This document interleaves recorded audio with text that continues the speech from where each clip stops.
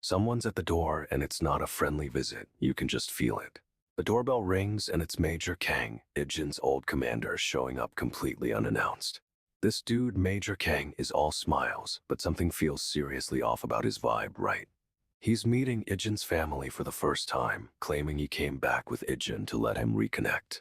Ijin's family is surprised but cautiously welcoming. They've only talked to Kang on the phone before. Kang smoothly explains he wanted to meet them in person, but honestly, it feels like a total excuse. He apologizes for not visiting sooner, but it's a flimsy explanation and everyone knows it. Kang says he came back to Korea with Ijin, intending to give him space with his family. Sounds nice, doesn't it? Something is clearly up with this guy. He's too polished, too eager, and it's making everyone uneasy. Ijin's family is trying to be polite, but you can tell they're reading between the lines and wondering what Kang really wants. Major Kang's laying it on thick, saying they wouldn't have made it without Ijin's help. Total cap right. Then the father drops a bomb. Kang and his men were literally pulled from hell by Ijin. The father thanks Ijin even though it's super late and it's kinda touching, not gonna lie. Ijin's family starts asking how Ijin and Kang even met, and things are about to get real interesting. The mother begins setting the table, offering them refreshments, trying to keep things normal. But Kang is straight up refusing the food, and honestly, it's making everyone super uncomfortable. Ijin tries to accept for him, but Kang insists he's not hungry, which is weird as heck. Mother asks again how they met, and Kang starts to explain, but it's clearly a carefully crafted story. He claims he was a field agent who discovered Ijin during a mission, but something about it feels totally off. Ijin is looking tense and you can tell he's about to blow. This whole situation is a powder keg. Kang reveals he's Ijin's older brother's subordinate, and Ijin's sister is totally shocked. No way. Kang asks if she's Ijin's younger sister, and she confirms it, but she's looking super uneasy. This dude Kang grabs a piece of apple from the plate and flashes a creepy smile, straight up unsettling. Ijin's sister looks even more freaked out but tries to play it cool and asks if he'd like some. Kang keeps pushing, saying Ijin has always been a step ahead, but Ijin's sister is starting to catch on. She asks if he's sure because something is definitely off and he's trying way too hard to be friendly. Kang just keeps smiling and the caption calls him out as a 36-year-old man trying to be hip, so cringe. Ijin's sister is clearly disturbed and honestly, we are too. This guy is giving major bad vibes. The table is loaded with food, but the tension is so thick you could cut it with a knife. She says sure and you can tell she's about to snap. This whole dinner is a disaster waiting to happen. Kang asks if Ijin's mother is no longer with them, and Ijin's sister gets super defensive. Talk about a loaded question. But she quickly covers, saying her mom is just a terrible cook and they always eat out. That feels like a total lie. Ijin's dad is visibly shocked, and Kang looks like he's enjoying the drama way too much. This dude is a master manipulator. Ijin's sister tries to change the subject, but Kang keeps pressing about her mom. He's not letting this go. She finally admits it's tragic, but Kang just smirks. He clearly knew something was up all along. Ijin's dad is looking so uncomfortable and his sister is trying to smooth things over, but it's not working. Suddenly, Ijin's sister gets a call and practically leaps at the chance to escape. Thank goodness for distractions. She rushes off, leaving Ijin and his dad with Kang, who's still grinning like a maniac. This is getting seriously creepy. Ijin starts eating, pointedly ignoring Kang, but Kang just watches him with that unsettling smile, so passive-aggressive. Ijin barely touches his food and Kang is clearly trying to get a reaction out of him. This whole dinner is a mind game. Kang casually asks what brings Ijin here all of a sudden, but his tone is so sus, like he already knows. Ijin's dad answers that it's because of the boys from his unit, and Kang's face just shifts. Kang's all they are, and it's creepy how quickly he latches onto that. This dude is digging for dirt. We get a flashback to Ijin receiving care packages from his unit, and honestly, these guys are ride or die. They're all shown supporting Ijin even after he left, sending him supplies and checking in total squad goals. Ijin's dad is seriously questioning why Kang is so interested, and it's about time someone calls him out. Kang smoothly explains he was out on business, but his smirks say otherwise. He's definitely hiding something. He keeps pushing, asking if the boys sent him to check up on Ijin, and his eyes are like lasers. Ijin's dad is getting defensive, but Kang is relentless. He's straight up interrogating him at dinner. But Ijin just stares him down, completely unfazed. Our boy isn't letting King rattle him one bit. King casually drops that he and Ijin are set up to be fiancés. No way, that's a bombshell. Ijin is completely blindsided, staring with this stunned expression. Bro, what is happening? Kang explains it's an old-fashioned arrangement made by their parents, but Ijin's still processing. This is wild. Ijin asks if he's mistaken, and Kang's face twists into a terrifying glare. Oh, here we go. Kang straight up threatens Ijin, saying he's not allowed to refuse. Talk about controlling. But Ijin doesn't back down, calmly telling Kang, no sir, our boy isn't intimidated, period. Kang tries to play it off, claiming he's too busy with assignments to date. Weak excuse, dude. He's all smiles, but Ijin is seeing right through him. This dude is seriously messed up. Ijin just stares him down, completely unfazed. He's not letting Kang push him around.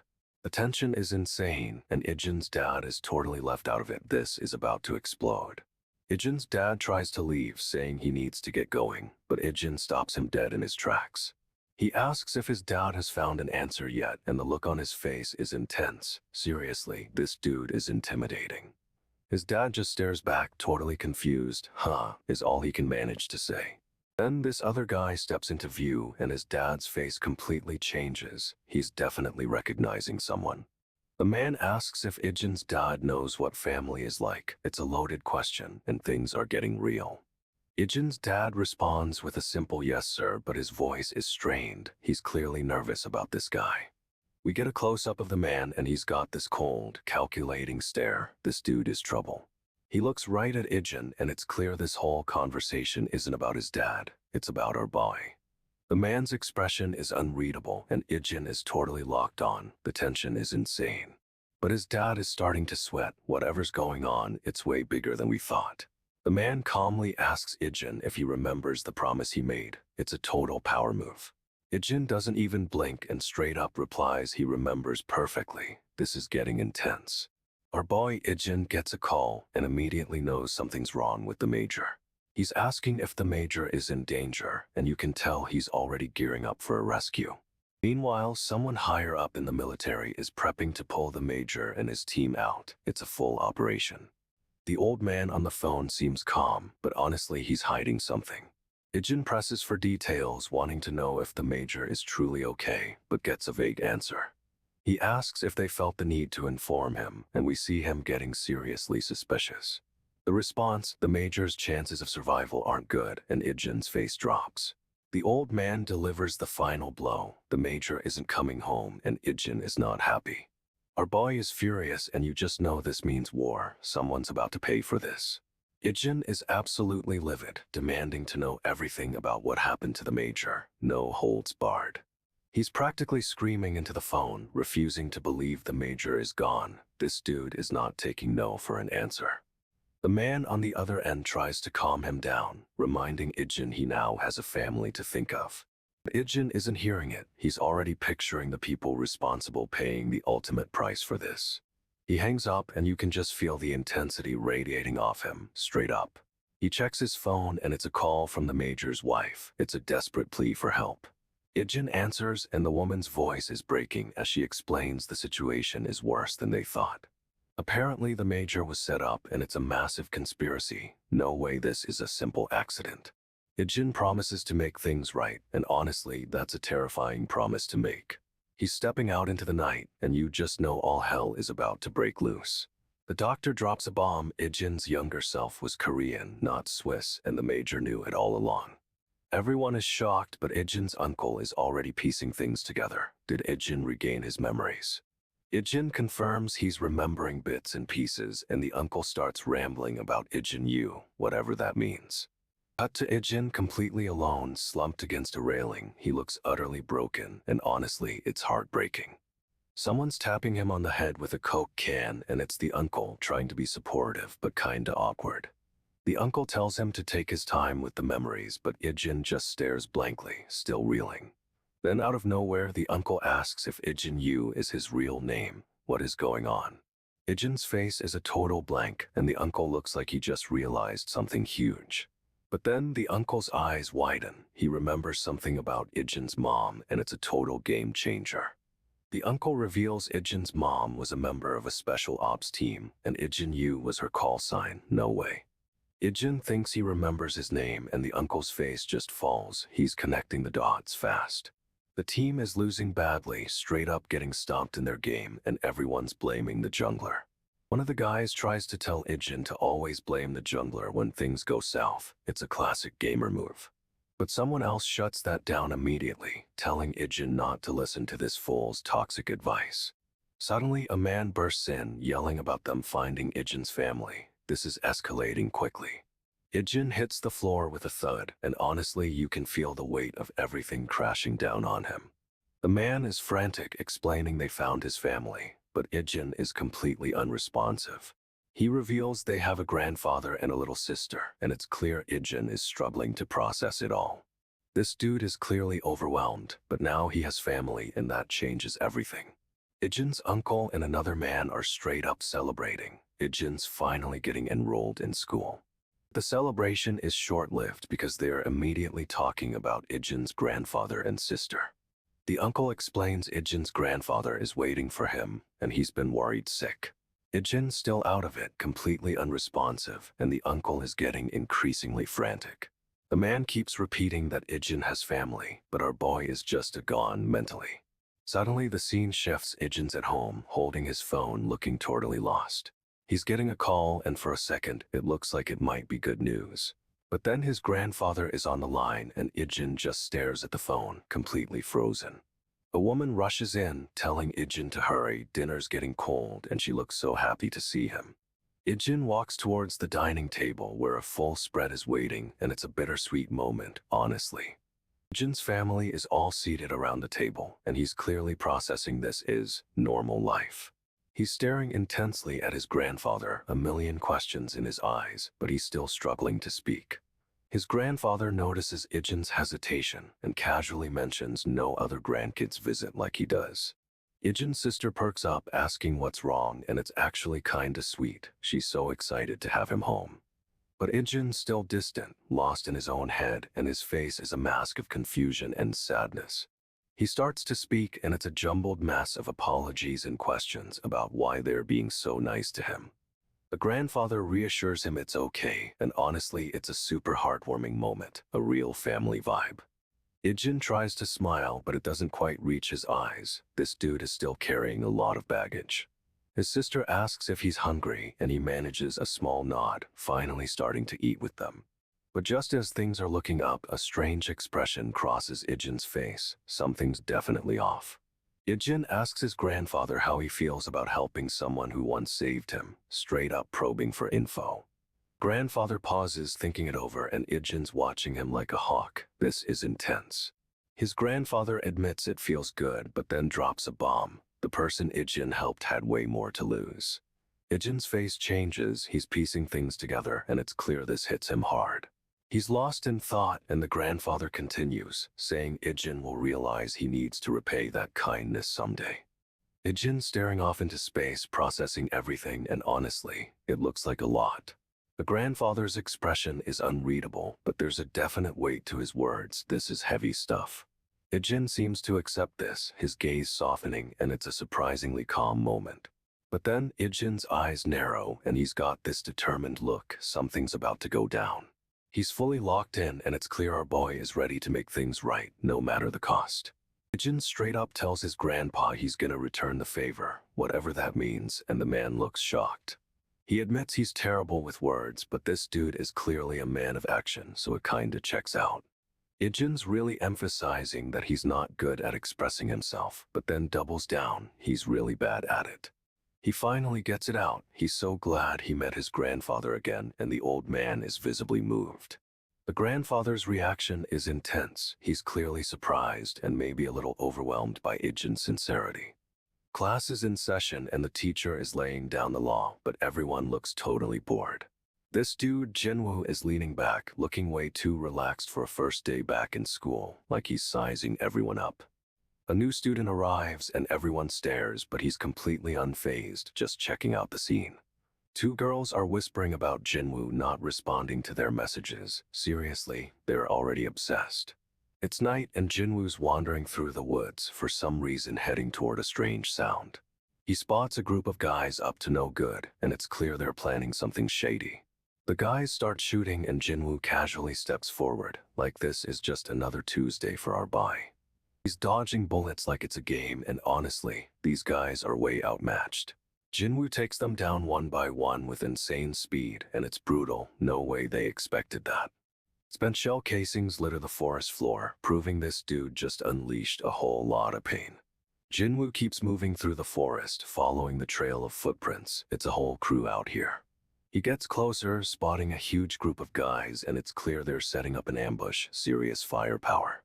Our boy scans the scene, assessing the situation, and he's not thrilled with what he sees. This is about to get messy.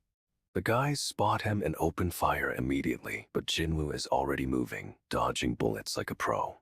He returns fire with pinpoint accuracy, taking down the first few attackers before they even react, straight up lethal.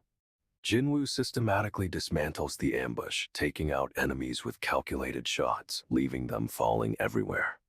More and more guys keep coming, but it doesn't matter. This dude is a one-man army, and they're no match. He's reloading but not stopping, pushing forward, clearing a path through the remaining enemies. No mercy. Jinwoo finishes off the last of the attackers, leaving a trail of unconscious bodies. Talk about a quick resolution. He stands there assessing the damage, covered in dirt and grime, but completely unfazed. This guy is a beast. Jinwoo's rifle clicks empty, but he's already whipping out another one. This dude never stops. He's swapping weapons with lightning speed, but then a sniper locks onto him. Major trouble. More enemies emerge from the trees, opening fire, and it's a full-on crossfire now. Things are getting intense. Jinwoo dives for cover, dodging a hail of bullets, but they're closing in fast. He's surrounded. He returns fire, taking out a couple of guys, but there's just too many. This is a real fight. Suddenly, a beam slices through the air, hitting an enemy right in the chest. What the heck was that? Another beam takes out another attacker, and it's clear someone else is helping Jinwoo, a mysterious ally. The beams keep flying, clearing a path for Jinwoo, and honestly, these guys never saw it coming. We get a glimpse of the sniper, and he's shocked. Jinwoo is somehow anticipating every move. Sniper fires again, but Jinwoo dodges and returns fire, blasting the sniper with a single shot. Boom. The explosion throws soldiers everywhere, and honestly, it's total chaos right now. Jinwoo's squad is getting wrecked, guys are down, screaming. It's a straight-up massacre. One soldier tries to warn the others, but it's too late. They're getting picked off one by one. More soldiers fall, and Jinwoo's team is rapidly losing numbers. This is bad, really bad. Jinwoo's commanding officer is still firing, but he's clearly rattled, assessing the damage. The remaining soldiers scramble for cover, but there's nowhere safe. It's a total bloodbath. Soldier tries to move, but he's immediately cut down, and honestly, this dude had it coming. The commander demands a report, but it's clear the situation is hopeless. They're being annihilated. Jinwoo's squad is decimated, barely anyone left standing, but our boy is still somehow composed. He's surveying the scene, and it's like he's not even fazed. This dude is a stone-cold killer. Jinwoo asks how far away the next foothold is, and his commander says 5 kilometers southwest. Ida 3 hours and 20 minutes, but Jinwoo's face is stone cold. He's not feeling that timeline. The commander notices they're being ambushed and retreating, like the enemy wants to wear them down. He realizes they're sacrificing men just to delay them. No way, this is messed up. Jinwoo clenches his jaw. He's clearly pissed and analyzing the situation, thinking they're being played. Remaining soldiers huddle together, wounded and exhausted. They're totally strapped for time right now. The commander points out the enemy doesn't fight like trained soldiers. Something's definitely off. He explains they're willing to sacrifice as many men as it takes to achieve their goal. Straight up insane. Jinwoo's face is unreadable, and he's probably already planning a counterattack. This dude never quits. But the enemy is still out there, lurking in the shadows, and Jinwoo knows they're far from safe. The attack seemed random at first, but they're now forced to fall back to another position. It's a full retreat. They reach the second foothold, but it's completely wrecked. This is getting seriously intense. The remaining soldiers are beat up, patching each other up and looking grim. Morale is at an all-time low. Jinwoo's commander is determined to get his men home, no matter what. He's a total badass, honestly. All they can do now is defend this third foothold and pray the rescue team arrives, but it's a long shot. Jinwoo is covered in blood, staring straight ahead. This dude is a one-man army, seriously. He vows to send these men home, no matter the cost. That's a promise, and he always keeps them. We cut to a shadowy figure in a room, looking at a map. Something's brewing, and it isn't good. The figure has an eye patch and a creepy smile. He's clearly the mastermind. This guy is trouble. He casually says the situation unfolding is no surprise. Talk about a chilling confession, bro. One of the soldiers questions why Jinwoo won't let them charge, straight up accusing him of sacrificing them. The eye patch commander hears this and flinches but quickly recovers. This guy is hiding something. Jinwoo's eyes glow red as he explains they're up against a highly experienced special forces unit. He says charging without a plan will leave them with no one left to fight. Harsh but true. The commander scoffs, saying it doesn't matter to him if they are all dead. What a jerk. But Jinwoo grabs the commander and his expression is terrifying. Something's about to go down. Jinwoo asks what the commander meant by doesn't matter, and the commander's face contorts in pain. No way, Jinwoo's literally crushing his hand, and the commander is screaming in agony. The commander's eyes are bulging and his face is a mess. This dude is getting wrecked. Jinwoo's face is cold and determined, and honestly, this commander had it coming. Jinwoo straight up explodes, launching himself at the commander with insane speed. He's airborne, a blur of motion, and delivers a brutal headbutt. No way, that looks painful. The commander's skull cracks and he goes flying, but Jinwoo isn't stopping. He's already taking out the other soldiers. Okay, so our boy is in a full-on firefight, and it's intense right off the bat. He's laying down suppressive fire, absolutely shredding the enemy lines with his weapon. But he's got a bigger problem. Major Kang and his men are about to be overrun, and time is ticking. This dude is making a solo play, deciding to keep the enemy busy so the Major can escape. No way. He's dodging bullets like it's nothing, weaving through the chaos with insane reflexes, honestly. However, he's taking damage, getting hit while protecting the escape route. It's brutal. He's going hand-to-hand with one of the soldiers, straight up disarming him with a quick move. He takes down another, but it looks like he's seriously injured. Things are getting desperate. He's still fighting, determined to buy time, even while covered in blood and taking a beating. And just when you think he's down, he's still somehow managing to hold his ground. What a beast. He's taking out enemies left and right, but they just keep coming. It's a total swarm. One of the enemy soldiers locks onto him with a scope, lining up a perfect shot. Oh no. The sniper fires and it's a direct hit on one of Major Kang's men, straight up brutal. But our boy doesn't even flinch, instantly adjusting his aim and returning fire. What a pro. He's picking off enemies through the scope, each shot precise and deadly. It's incredible. He scans the battlefield trying to locate the sniper, but everything's a green blur through the scope. He finally spots the sniper, taking aim, and delivers a clean headshot, no hesitation. Another soldier rushes forward, but our boy takes him down with a quick burst of fire. Easy. The remaining enemies are scrambling for cover, but it's too late. He's already on them. Suddenly, a huge explosion rocks the area, sending debris flying everywhere. What the heck just happened? He's moving fast, weaving through the trees, knowing the enemy can't track him in this terrain. He's got a plan, deciding to flank the enemy and hit them from a different angle. Smart move. He starts firing again, a rapid burst, taking out another enemy soldier before they even react. But another soldier spots him, raising his weapon, and opens fire with a full auto spray. Our boy ducks and rolls, avoiding most of the bullets, but takes a hit to the shoulder. Ouch. Still firing back, though. Even while injured, this dude is relentless. No way. He takes cover, quickly assessing the situation and reloading his weapon, always prepared. However, another enemy appears, flanking him now. It's a dangerous crossfire situation. He spins around, firing a quick shot, but the enemy soldier barely flinches. That was close. And then another enemy soldier appears, weapon raised, and starts firing a relentless stream of bullets. He's covered in blood, but this dude is still trying to figure out what's going on. Seriously. He realizes the enemies were already down before they even arrived, and now they're getting fired on from behind. He tells the team they'll wait for the rescue party, but honestly, he looks like he's about to take matters into his own hands. They agree to wait, but bro, you can tell this isn't sitting right with him. He's itching for a fight. Suddenly, a sniper shot rings out and this dude barely flinches, straight up unbelievable reflexes. Another shot rings out, taking down one of his teammates, and then another. It's a massacre. He quickly scans the area trying to pinpoint the shooter, but they're well hidden. This is bad.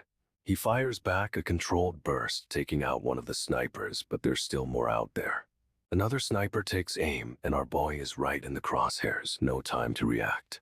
But he anticipates the shot, dodging at the last second and returns fire, taking the sniper down. What a legend. He realizes they're outnumbered, and honestly, it's kinda messed up how quickly things escalated.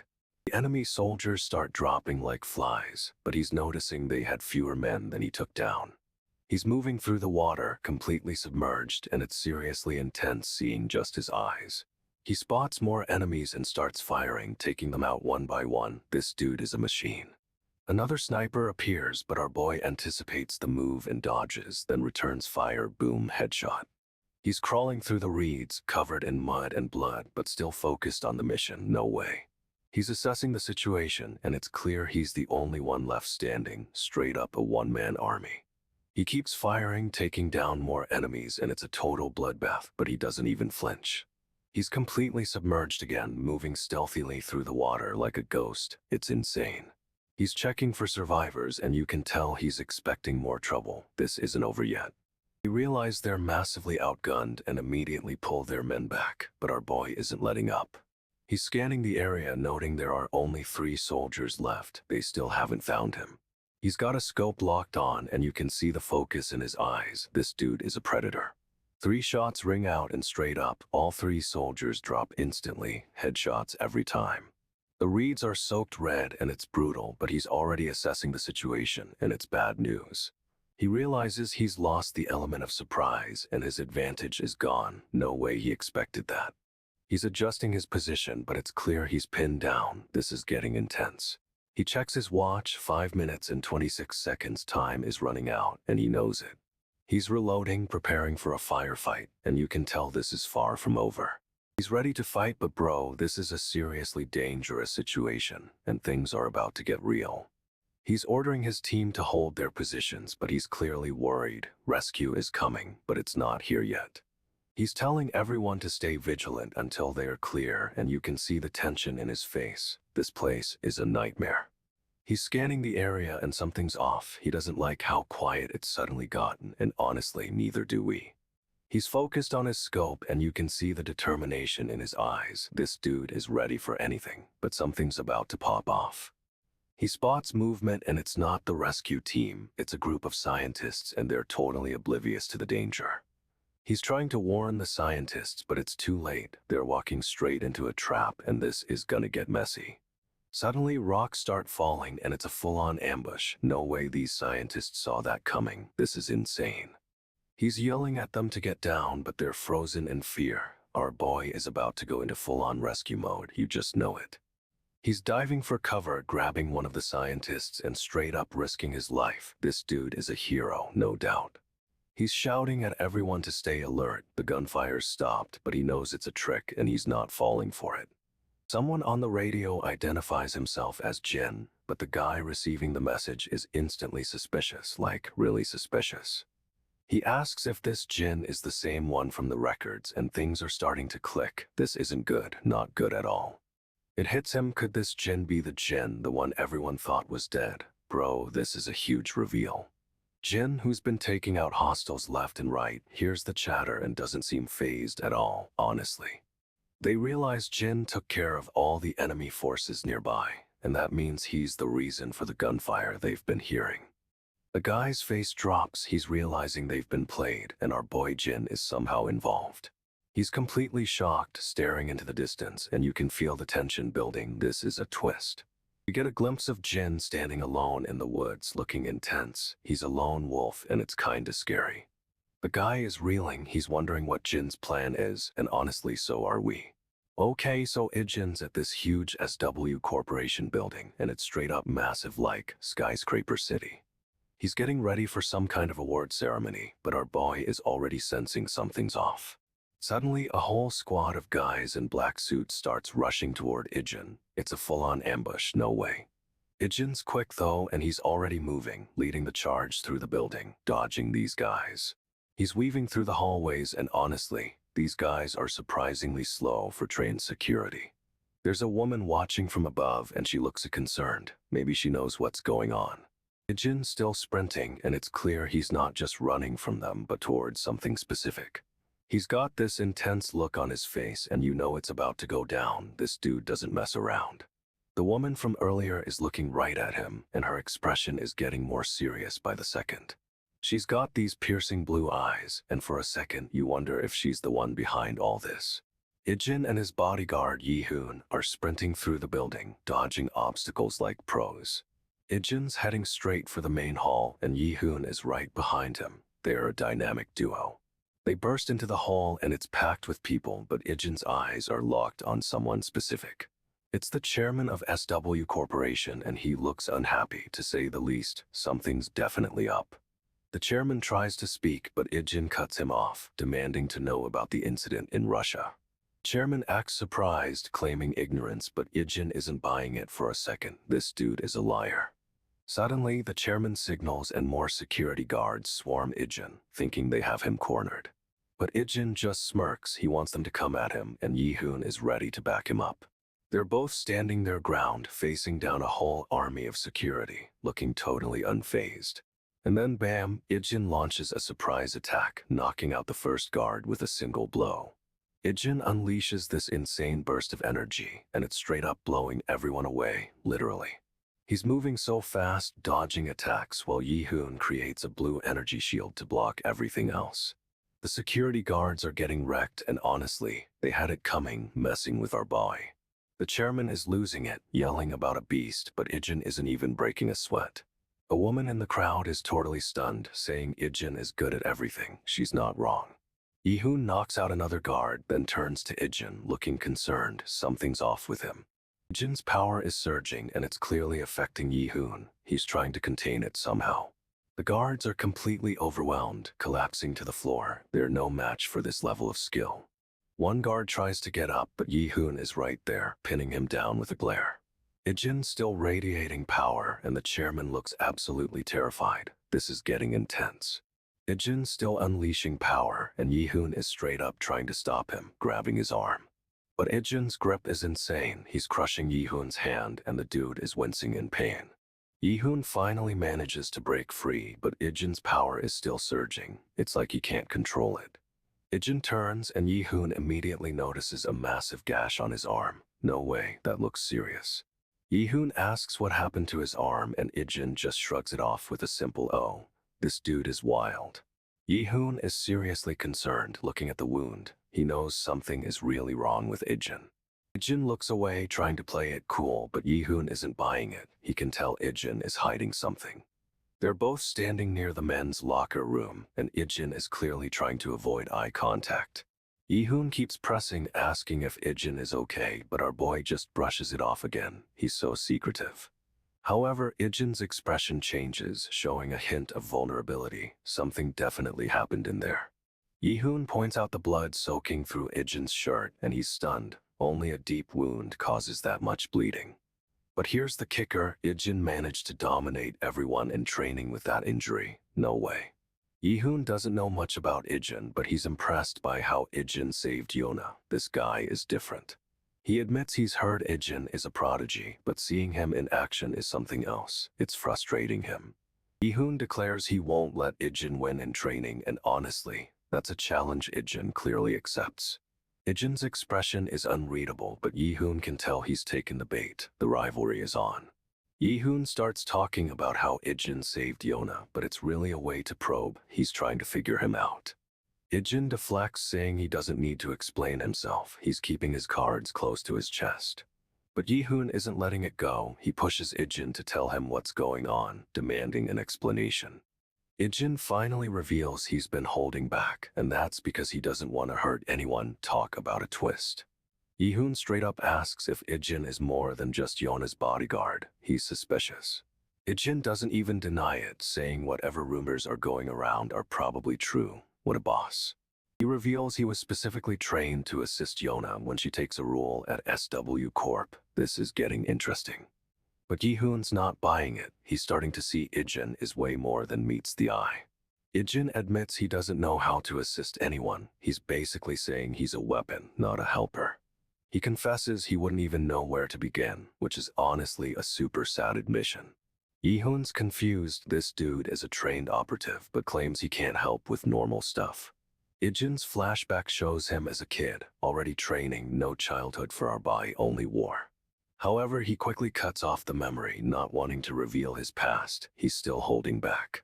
Yi-hoon is starting to piece things together and Ijin is clearly uncomfortable. The tension is real. Yi-hoon is laying down the law. He won't let Ijin win their training sessions, period. Ijin's expression is unreadable, but he's clearly sizing Yi-hoon up. This is about more than sparring. Suddenly, a girl rushes past them and Yi-hoon's attention snaps to her. She looks stressed. Yi-hoon instantly goes into protective mode, scanning the hallway. Our boy is on high alert.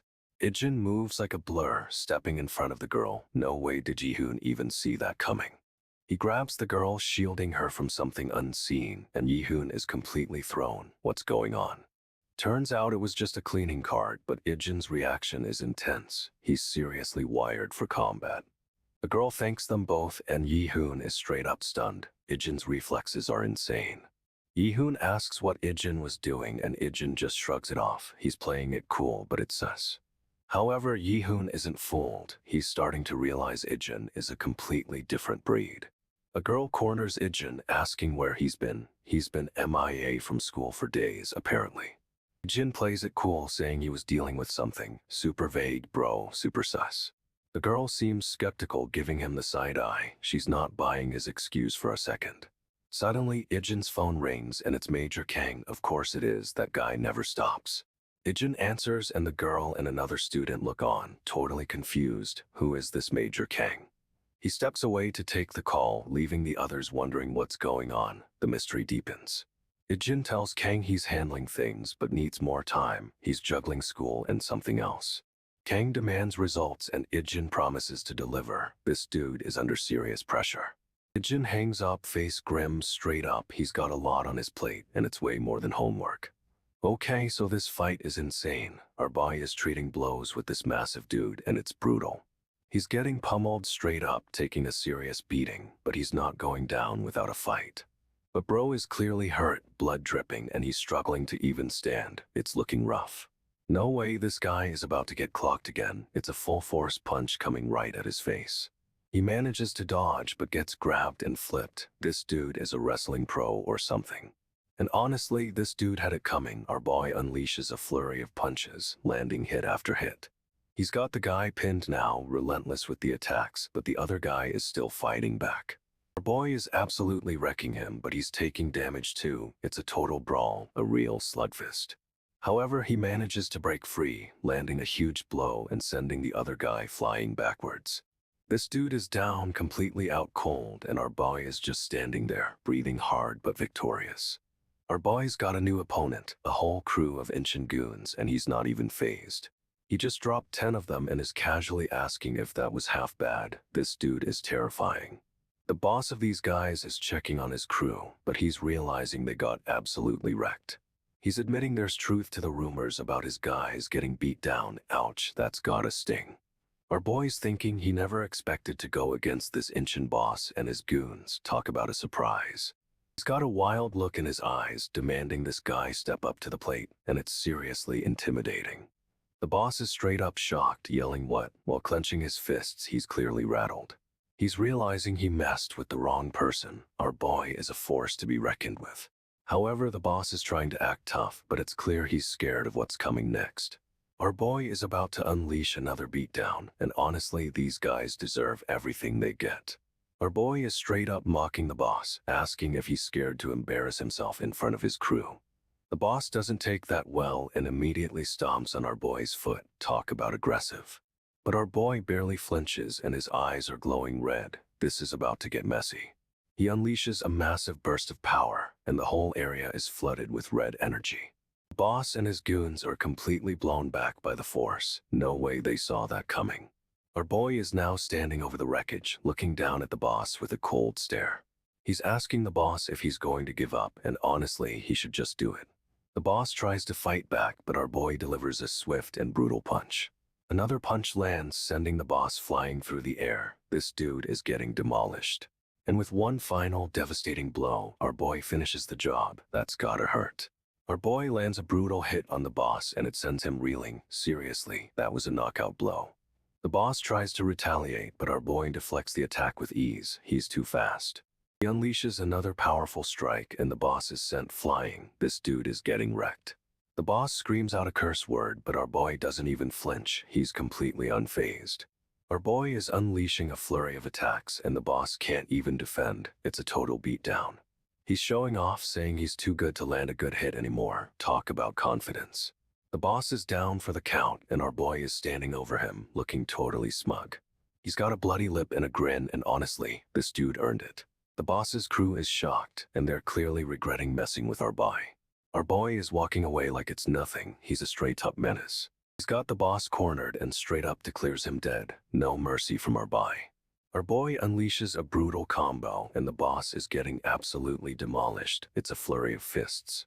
He lands another devastating blow and the boss goes flying. Seriously, this dude is taking a beating. The boss's crew is losing it and one of them shouts Yi-hyun's name. They're finally realizing they messed with the wrong guy. Our boy keeps wailing on the boss and the impact sends shockwaves. It's a brutal, relentless assault. He's punishing the boss and the force of the hits is insane. This is a total beatdown, no doubt. The boss is on the ground, completely broken, and our boy stands over him, a terrifying sight. He's standing tall, surveying the damage, and honestly, the boss had this coming. The crew is in shock, staring at their leader, and our boy is just there, a straight-up menace. He walks away like nothing happened, leaving the wreckage behind. This dude is on another level. He's absolutely demolishing the boss and the impact is sending blood everywhere. It's brutal, no way. The boss tries to block, but our boy's attacks are just too fast and powerful. He's getting wrecked. He keeps pounding the boss and one of the crew shouts to stop him, but our boy isn't listening. He's locked in. Our boy unleashes a final, devastating blow and the boss crumples. It's a full-on knockout. He stomps on the boss just to make sure he gets the message. This dude is sending a statement. The crew is freaking out and our boy steps over the wreckage. He's totally unfazed. He turns to the stunned crew and they're clearly terrified. They know they messed with a monster. Our boy delivers a chilling warning, telling them they don't know who they're messing with, cold as ice. He's staring them down, a furious look on his face, and honestly, they deserve everything coming to them. He's got this menacing grin, and it's clear our boy is a straight-up predator, terrifying and awesome. Okay, so someone from the Gosok Tech crew got away. Our boy is not happy about that. He tells the guys to tell the others to meet back at the club, and honestly, it sounds like a threat. Cut to a group of guys walking, and they explain they were gaming when the Gosok Tech crew jumped them. They say the attackers were upset about what happened a few days ago. Seems like this is escalating fast. Apparently, Yi-hyun and Hyokjin fought back, but then Inchin-gu showed up. Who even is that?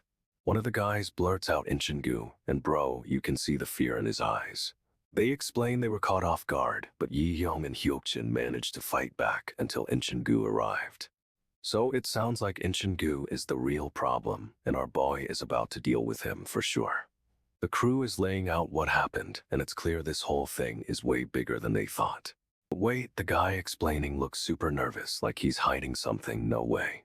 This dude asks where Yi-hyun and Hyokjin were last seen, and honestly, the guy looks like he's about to spill everything.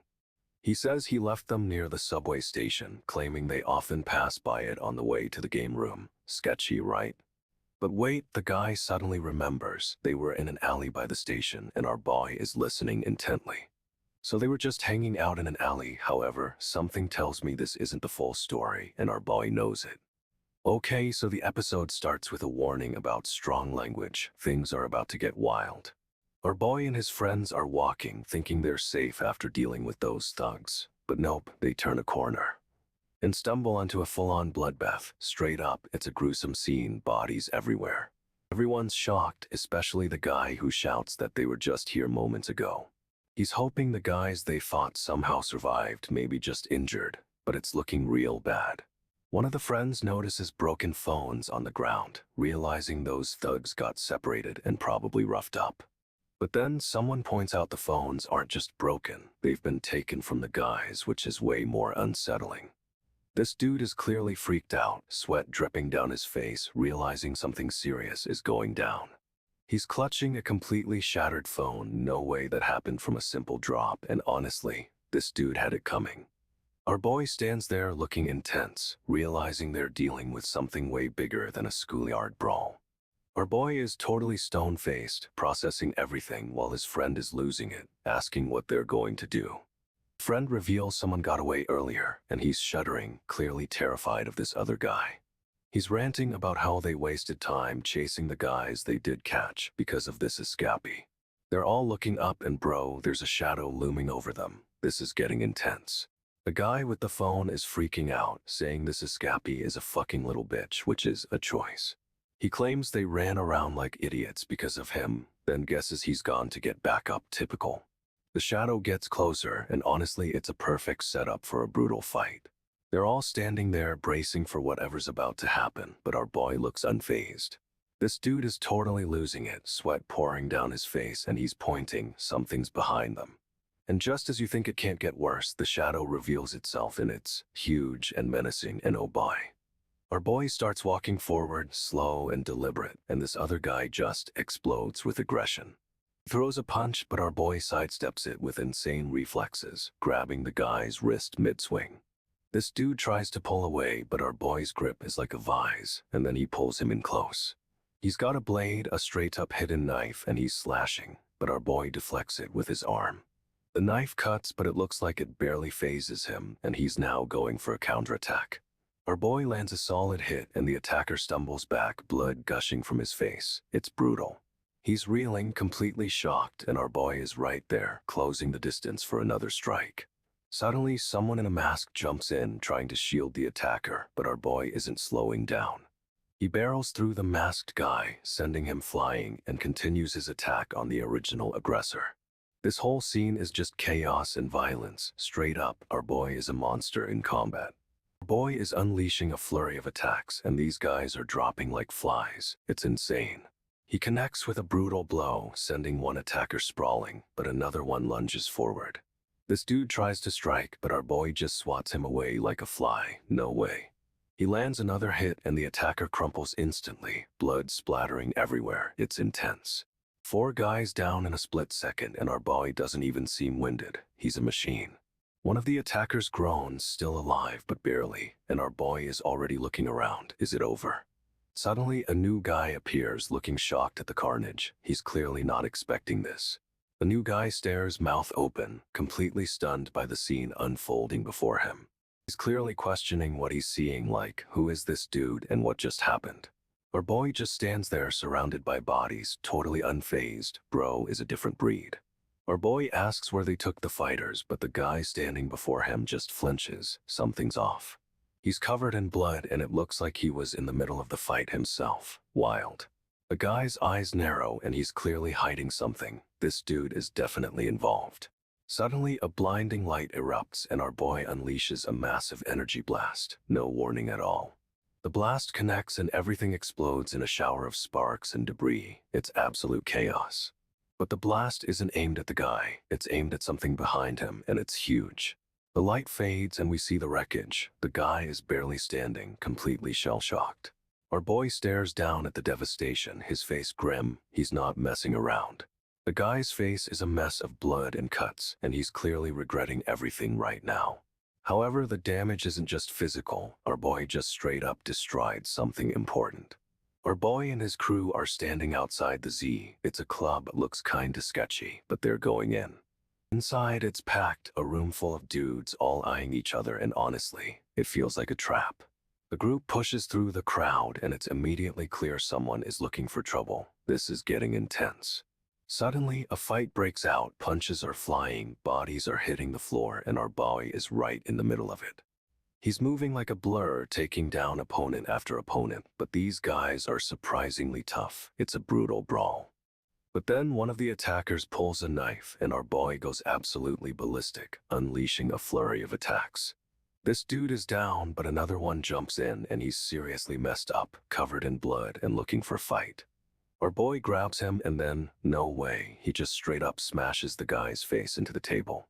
The guy is out cold, completely broken, and our boy is standing over him, looking absolutely terrifying. But the scene cuts to the aftermath, a gruesome mess, and honestly, this dude had it coming. Our boy swings and it's a devastating blow. A red lightsaber just cuts through the air. His crew shouts that they brought them back, but the scene is chaos, with a crazy light beam slicing through the club. The lightsaber cleaves through the air, and it looks like it's about to hit someone. It's brutal, man. We get a close-up of a guy getting sliced, blood splattering everywhere. It's intense, and honestly kinda messed up. This dude is on the ground, clutching his side. He's seriously injured, and it's not looking good.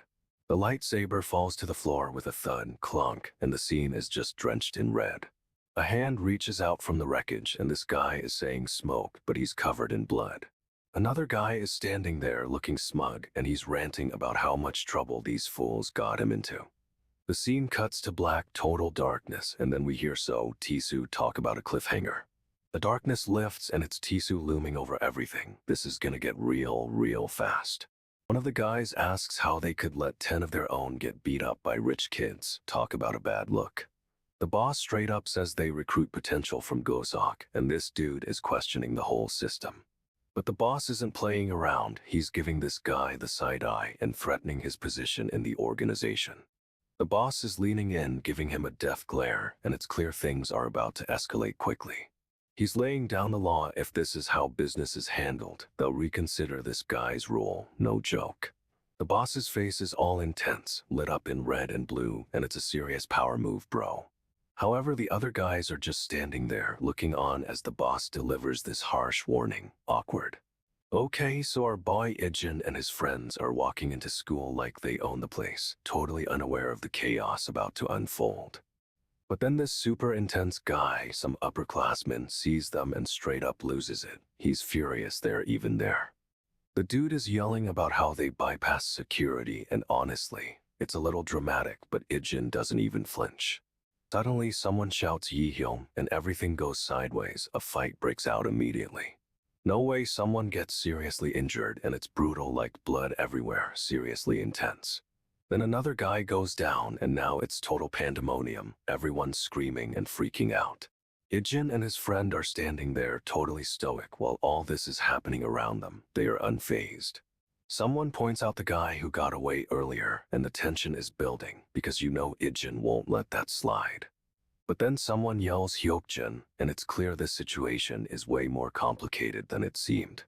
Ijin and his friend just exchange a look. They're clearly planning something, and it's going to be epic. Okay, so someone is literally panicking, admitting they're pooping themselves. It's a whole mood. But then another dude is freaking out about how many guys are here. Like, what did he expect? Someone's looking at the chaos, totally unbothered, and Ijin's friend looks concerned, to say the least. This older student is ranting about being stuck in the school too long, then straight up shoves someone. He goes to shove another guy, but gets decked, and it's a clean hit, no hesitation. This dude is down for the count, flopping like a fish, and honestly, he had it coming. Ijin staring down another guy, giving him the death glare, and this dude is clearly scared stiff. The guy yells out a name, Inchin, but Ijin's just standing there, stone-faced and intimidating. Then this dude lights a cigarette, trying to look tough, and asks what Ijin's gonna do about it. Big mistake. He shouts for everyone to get on their knees, but his crew looks terrified, like they know they are in trouble. Ijin's just standing there, saying they're wrapping things up today, but he looks stressed. He admits he doesn't even want to think about what would have happened if this went on longer. No kidding. And bam, someone gets absolutely wrecked, and Ijin's face is unreadable, like he's expecting this. Ijin's staring intensely at someone, eyes narrowed, and this guy looks genuinely terrified. Good. Someone swings a bat, but this dude dodges and sends another guy flying with a brutal strike. Another guy goes down, and it's a messy hit. This is getting seriously intense. Someone else tries to attack, but gets completely flattened. Seriously, this is a beatdown. Everything's a blur of action, guys flying everywhere, and it's a total chaotic mess. Ijin and his friend are just watching, and honestly, they look concerned about the fallout. This dude is down, completely out cold, and the scene is just a disaster. Someone yells that 4 of their guys are already down. Total chaos erupts, bro. This dude screams at everyone to jump in, but Ijin and his friend just stand there, looking unimpressed. Then, a wave of opponents rushes forward with bats and pipes. It's a full-on assault. Our boy Ijin shouts fuck them up, and honestly, the energy shift is insane. It's a flurry of attacks, bodies flying everywhere, straight up a whirlwind of violence. Ijin and his friend are still watching, but now they're raising their hands like they're signaling something. Someone's getting launched into the air, and it's rough, man. This is getting brutal. Another guy tries to swing, but Ijin dodges and delivers a devastating blow. No way. More opponents keep charging, but Ijin's just dismantling them. It's a total beatdown. Ijin and his friend are standing amidst the wreckage, seemingly unbothered. These two are cold. Ijin's swinging a metal pipe and it connects hard, sending a guy flying, bro. Someone else rushes in, swinging a bat, but Ijin just headbutts him straight into oblivion. No way. Another guy tries to get a hit in, but Ijin sidesteps and unleashes a brutal kick. It's a knockout. A dude lunges with a pipe, but Ijin's already moving, dodging and disarming him in one swift motion. Ijin's got one guy pinned, another reeling, and a third scrambling away. Total domination. This dude thinks he can take Ijin from behind, but our boy anticipates it and delivers a spinning backfist. Ijin's friend is still just standing there watching the carnage. He's definitely enjoying this. Guy tries to run thinking he's safe, but Ijin throws a pipe and nails him right in the back, and honestly, he had it coming. Ijin's delivering a flurry of attacks, and the opponents are dropping like flies. It's unreal. Ijin's friend glances over, and it's clear they're a terrifying duo, straight up unstoppable. Someone's watching the fight, and he's straight up shocked by what Ijin is doing. This other dude tries to intervene with some kind of energy blast, but Ijin's friend casually steps in to block it. Ijin's friend deflects the attack, sending the energy right back at the guy who fired it. Talk about a reversal. The blast connects, sending the attacker flying backwards, and Ijin's friend doesn't even flinch. Ijin's friend turns his attention to the remaining opponents, and they all look terrified. They know they messed up. One guy tries to rush Ijin, but our boy effortlessly disarms him and delivers a swift kick. Another opponent charges, swinging wildly, but Ijin dodges and grabs him in a headlock. It's over quick. Ijin's friend is taking down opponents left and right, and they're dropping like flies. No way. Someone attempts to attack Ijin from behind, thinking he's distracted, but Ijin anticipates it and delivers a brutal elbow. Ijin's friend finishes off the last standing opponent with a powerful grip. They are a terrifying team, bro.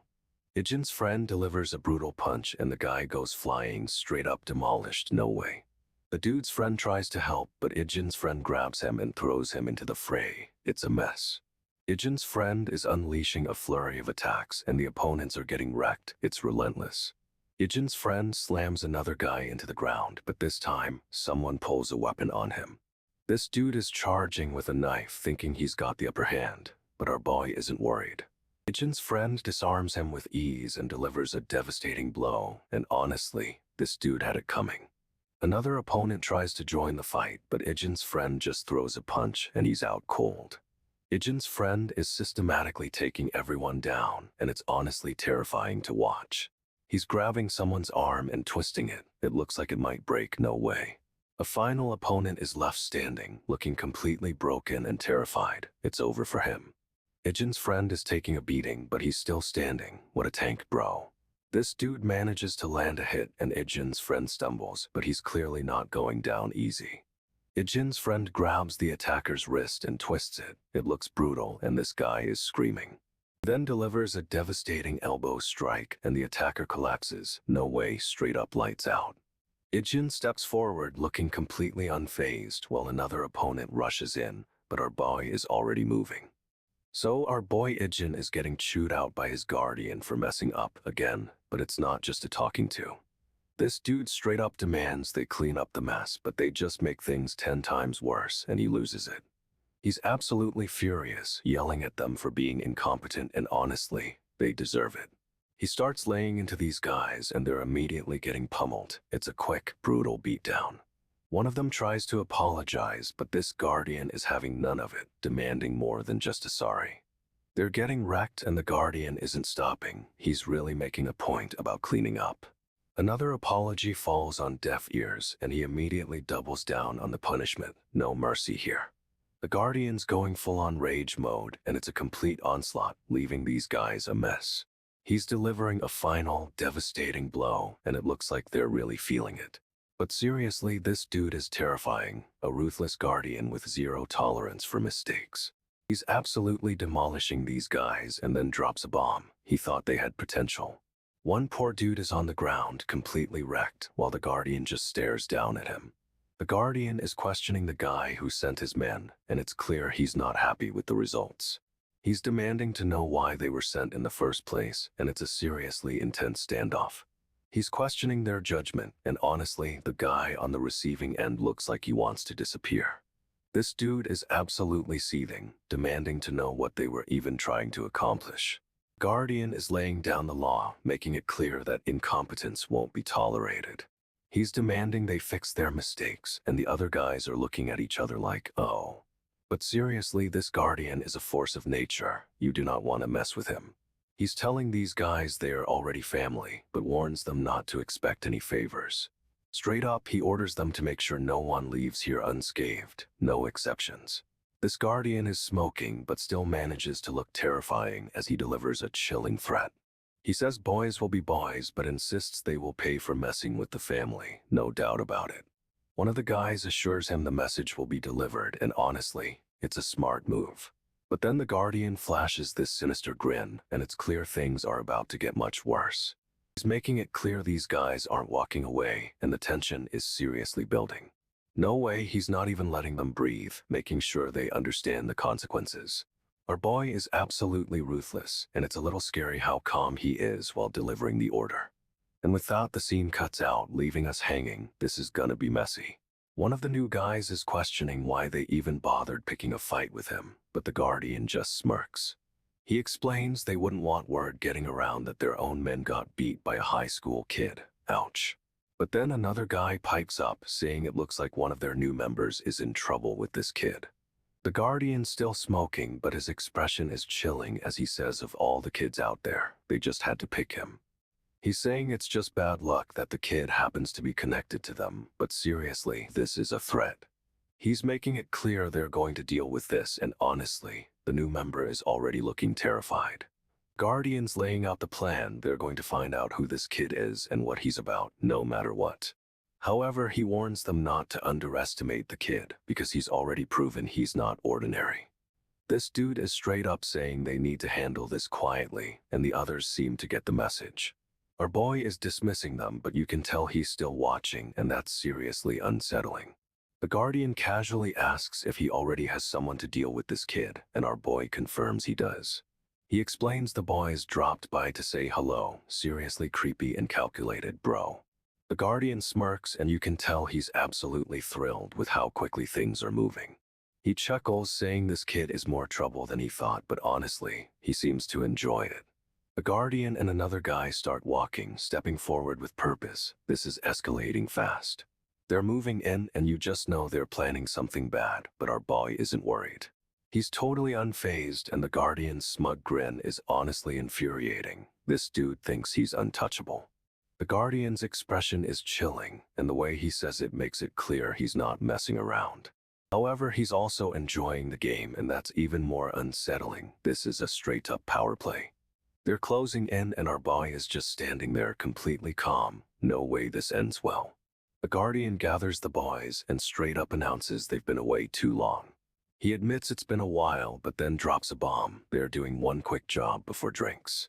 This dude is radiating menace, and the guys are totally eating it up, creepy vibes only. He's got this smug grin, and you can tell he's relishing the chaos he's about to unleash. The boys respond with a resounding yes, boss. They're completely devoted to him. He's still cool as a cucumber while the boys roll up, ready to crash his date. Talk about rude.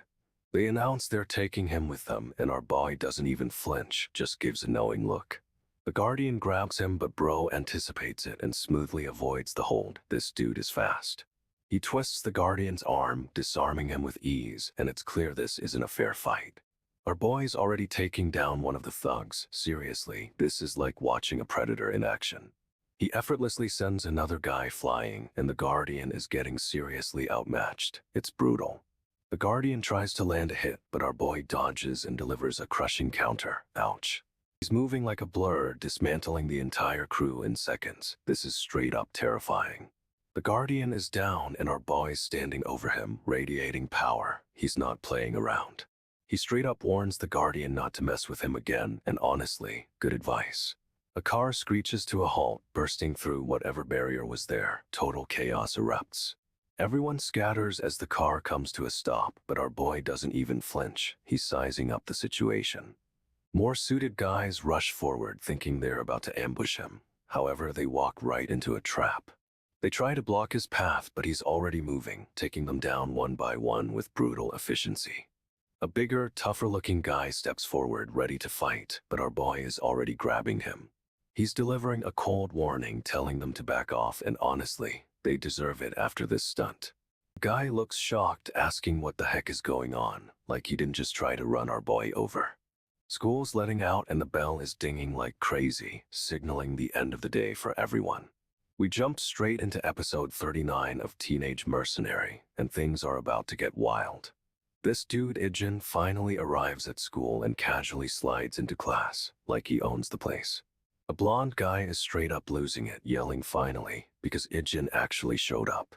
Ijin's got a heavily bandaged arm, and someone asks if he's sure he should be messing with it. But Ijin's response is classic, damn sure, he's not even fazed, honestly. He starts flexing his fingers, saying they're fine and he can totally use a mouse, no problem at all. Everyone's looking at him like he's crazy, but one guy just kinda nods, accepting this is Ijin's life. Another kid stares at Ijin's arm with a worried expression, and the blonde guy looms over them both. Honestly, this dude is a menace, a totally unhinged, casually dangerous menace. Seokju asks Ijin to come with them, and honestly, it's a total surprise. Ijin accepts immediately and the girl looks totally confused. What's with this dude? But then the red-haired guy drops a bomb. He's buying snacks for everyone today. Ijin just says sure, and the girl is straight up shocked by his chill response. The group starts moving and the girl is still trying to process what's happening, Everyone's hyped now and another kid excitedly says he wants to come too. Ijin is just walking with everyone, acting like a normal high schooler. It's wild. However, the girl is clearly still suspicious of Ijin. She's got questions. Finally, the group is off, ready for snacks. This is gonna be a chaotic outing. Our boy Ijin is already looking off in the distance. Something's definitely up. The girl asks why Ijin can't go, and he just says, yeah, talk about a cold response. She presses him for details, but he just says he didn't mean he couldn't go. What is he hiding? Another guy overhears and brags he ranked up to bronze a while ago. Total try-hard move. Ijin just stares him down, and honestly, it's a super intimidating look. The guy laughs, but he's clearly shaken. Our boy doesn't play games. Suddenly, Ijin's phone rings, and he immediately steps away to answer. Something's definitely up. He's having a serious conversation, and his expression is stone cold. This is business time. The girl and the other guys look on, confused, and Ijin abruptly hangs up. Ijin tells them he has to leave, and he's straight up walking away. No explanation, just gone. But the girl is determined to figure out what's going on, and she's starting to suspect something big. Ijin steps into what looks like a PC bang, but it's called Plus PC Club, a little bougie if you ask me. He walks in and the whole place is already intense. Looks like a serious gaming competition is happening. The scene cuts to a team huddled around computers, yelling commands. This is straight up a sports level. One of the guys, a blonde with a headset, is losing it, demanding someone use their ultimate ability. The pressure is real. Another teammate is equally stressed, shouting at him to engage now. They're clearly in a tight spot. Ijin arrives and everyone's eyes snap to him. They're expecting him to save the day, no doubt. The blonde dude spots Ijin and his face drops. He's clearly relieved, like a weight's been lifted. But wait, the wall behind Ijin is cracked and crumbling, and he doesn't even flinch. This dude is unfazed.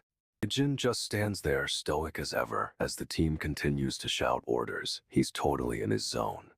And honestly, this whole situation is about to explode. Ijin is a wild card in this game.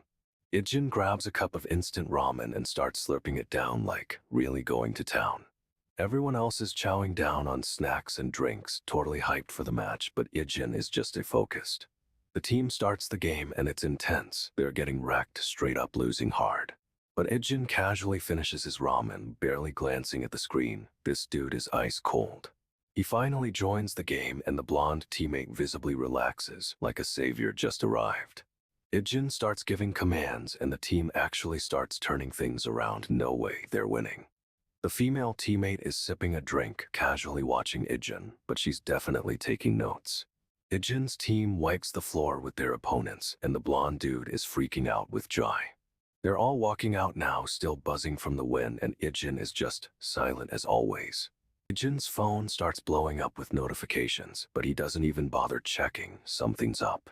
Ijin gets a call from Daein and he answers, finally acknowledging someone is trying to reach him. He's on the phone, looking all serious while his teammates are celebrating. Our boy is clearly preoccupied. His grandpa and a woman are waiting for him, asking where he's headed. Looks like family time. Ijin says he's going out and his grandpa casually announces he's coming too. No escape for our boy. They start walking and honestly the grandpa is moving surprisingly fast. Keeping up with Ijin is no joke. Ijin is still on the phone giving clipped answers. Sounds like a serious conversation is happening. The woman looks up at Ijin with a curious expression, but he doesn't seem to notice, totally focused. However, Ijin's expression shifts slightly. Something his caller said clearly got his attention. He ends the call abruptly and his grandpa asks what's wrong, but Ijin just stays quiet, bro. Ijin stares straight ahead with a determined look. Whatever just happened, it's about to change everything. They are in the produce section and Ijin's grandpa is straight up handing him a bag of pears. Sweet old man. Ijin's little sister grabs his arm, pointing at something. She's so energetic, it's adorable. She's asking him to slow down, but he's clearly got something on his mind, totally zoned out. His grandpa says he's got it, taking the bag from Ijin. He's trying to be helpful, but Ijin is distant. Ijin's expression is intense, almost cold, and his grandpa notices something's definitely off with our boy. Ijin's thinking about the call, remembering the voice mentioning a target. This is bad news, guys. He realizes the target is connected to the same people who messed with his family years ago. Revenge time. His grandpa asks what he's thinking, but Ijin just says he needs to handle something. No explanation. Ijin suddenly turns, a dangerous glint in his eyes. This dude is about to go full mercenary mode. He's already sprinting away, leaving his grandpa and sister behind. No way he's waiting around for help. Ijin claims he was just hanging with friends. Total lie. He's already tracking someone down, bro. He's following a guy into a dark alley and it's super sketchy. For some reason, he decides to go toward the danger. The dude turns around and it's someone Ijin recognizes. This is about to get messy, and honestly, this dude had it coming. Okay, so this dude is totally surprised, like jumps out of his seat surprised, but it's a total setup. He's chilling, slurping ramen, looking all cool and collected, but seriously, he's a predator in disguise. Meanwhile, some other guy is applying lipstick. Yeah, you read that right, and honestly, this dude had it coming. He's giving our boy the side eye, thinking he's all that, but he's about to learn a lesson in humility. Our boy finishes his ramen and lets out a satisfied sigh, like, I'm about to dismantle your life sigh. He casually says the ramen was good, while the other guy is looking at the wreckage of the cup. No way. The guy with the lipstick tries to act tough, but he's clearly intimidated, and honestly, good for him.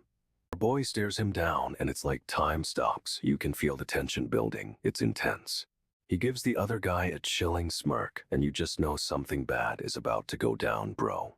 Seriously, this dude is a master of intimidation, a total pro at making people regret their life choices.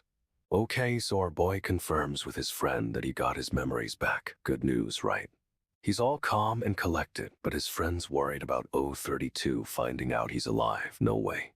Our boy straight up admits he didn't tell 032, and his friend is losing it, like majorly freaking out. The friend is worried 032 will react badly, but our boy just gives him this chillingly confident look. He explains he has his reasons, and honestly, this dude always has a plan. It's kinda scary. The friend tries to press him for details, but our boy deflects, saying he'll explain later. So mysterious. He's basically saying, trust me, and bro, we kinda do, even if it's terrifying. The friend is still stressed, but he's starting to trust our boy's judgment, a little bit at least. However, our boy's face suddenly darkens. Something's clearly bothering him, and it's not good. He's thinking about someone or something, and it's giving off major villain vibes straight up. He's expecting his friend to report the fight, but our boy reveals he didn't think he would. This dude starts snickering, and it's unsettling, like he wanted this to happen. He admits he didn't expect to report it either, and things get seriously intense fast. Suddenly, everything collapses around them. Buildings are falling, and it's total chaos. Straight up, a massive blaze erupts, and it's a full-blown war zone, no way.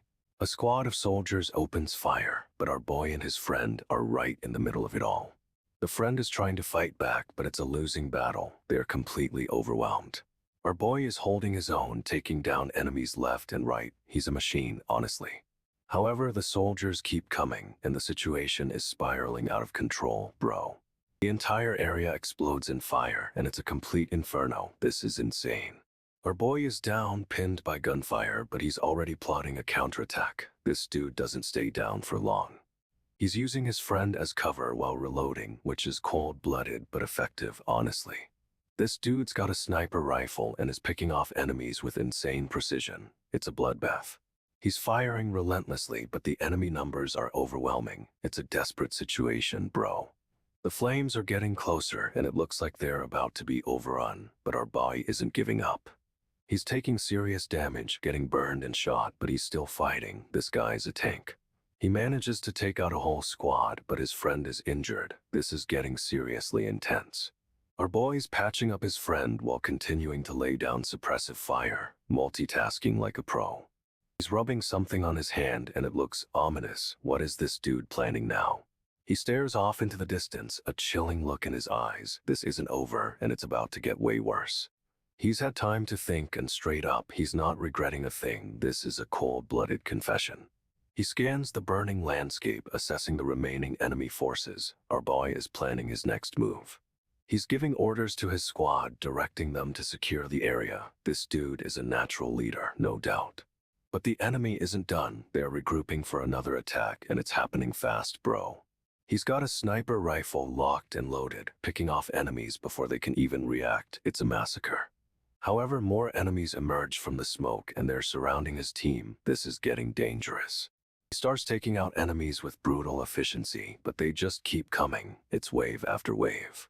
He's ordering a retreat, getting his team to fall back. He's prioritizing their safety, which is smart. But the enemy is relentless, cutting off their escape route. They're trapped, and things are looking grim. He's standing his ground, ready to face the onslaught. Our boy is going down swinging for real. He's confronting the guy who ordered the hit, and honestly, this dude has some serious nerve. He demands to know why this guy wanted him gone, but the answer is way more twisted than expected. This dude claims he wanted to eliminate a liability. Apparently, our boy was a loose end from a past mission. He's recalling a flashback, remembering a mission gone wrong and a betrayal. Things are starting to click. He realizes this guy was part of the operation that separated him from his family, and now he's seeing red. He's about to unleash some fury, but then a mysterious voice stops him. No way, another player. A new face appears, revealing he's been manipulated all along. This is a huge twist, bro. The new guy explains he's been watching over him, protecting him from the organization, and it's a total shock. However, he reveals the organization is still a massive threat, and this dude is still in danger. It's not over yet. He's left speechless, questioning everything he thought he knew, and it's a seriously intense cliffhanger. He's getting a call, and it's the mysterious benefactor. Things are about to go down. I can feel it. The benefactor is warning him about a new threat, someone even higher up in the organization. This is escalating fast. He demands to know who sent the assassin, and the benefactor reveals it was someone close to the top, a real power player. The benefactor lays out a plan to draw this enemy out, but it's risky. Our boy is walking into a trap, basically. He's meeting with the enemy now, trying to play it cool, but the tension is thick. You can cut it with a knife. The enemy casually admits to wanting him dead, claiming he's a liability. This dude is straight up arrogant. He's feigning ignorance, acting like he has no idea what's going on, but he's plotting his revenge, a masterclass in deception. The enemy pulls out a weapon, thinking he has the upper hand, but our boy is always 10 steps ahead. He disarms the enemy in a flash, and it's a brutal takedown, and honestly, this dude had it coming. He's leaving the enemy battered and broken, sending a clear message. This is his territory now, and no one messes with him. He's cornered, but this dude isn't backing down. He's ready to fight, no matter the odds. The enemy tries to snap his neck, but our boy anticipates it and counters with insane speed. He's unleashing a flurry of attacks, a whirlwind of motion. It's a total beatdown, honestly. He finishes the fight with a decisive strike, leaving the enemy completely wrecked. Message sent, loud and clear. So this boss finds out the kid was at the club, and he's not thrilled, honestly. He lets the kid leave, but then someone points out they only have one motorcycle, which is a problem. The boss is clearly rattled, scratching his arm and trying to play it cool, but he's sweating. He tries to act like it's no big deal, saying he doesn't even ride the bike, but we all know that's a lie. He admits he's genuinely scared after seeing the kid show up so late at night. It's kind of funny. His subordinate tries to reassure him, saying seeing kids in uniforms makes him jumpy these days, which is a choice. Cut to our boy absolutely flying on that motorcycle, weaving through city streets at top speed. He's pushing that bike to its limit, and it looks incredible, seriously. He's hauling ass, but he sent someone else ahead on another vehicle, so where is he going? No way, he's getting chased, and it looks like a serious pursuit. This is about to get wild. He's on the phone, looking totally exhausted, but he notices something that has him instantly on alert. No way, a super fast vehicle streaks by, and he immediately figures out who it is, straight up recognizing the route. He asks who's on the line, and Jin just drops a bombshell. It's something personal, super cryptic.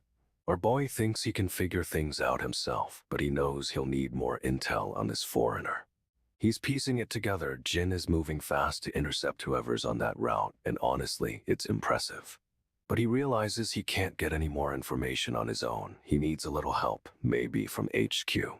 He's still on the phone, looking intense, but the call cuts out, leaving him hanging. However, he's already figured out the situation. Jin is going after someone, and he's not messing around. He must be seriously skilled to be this fast, but our boy is already planning his next move. This is gonna be good. And now he's totally focused, determined to uncover the truth, even if it means going rogue. This dude is relentless. He's speeding toward the warehouse, convinced the foreigner just arrived, and is already planning to intercept him. He's thinking about the people he's protecting and straight up declares he's ending this right now. No more waiting. He pulls out his pistol, and it's clear this isn't a negotiation. This dude is about to take action. He chambers around, and the sound echoes clack, confirming he's ready for a fight. But then another gun clicks clack, and a blonde man steps out of the shadows, also armed. Our boy is totally surprised, but he's not backing down, and the tension is seriously building. He's assessing the situation, realizing this isn't a simple encounter, but a deliberate setup. However, the blonde man seems unfazed, acting like he was the one expecting a confrontation. He demands to know who this guy is and what he's doing here, but gets no answer, just a cold stare. And honestly, this is a standoff, and it's about to explode, bro, because neither of them are blinking.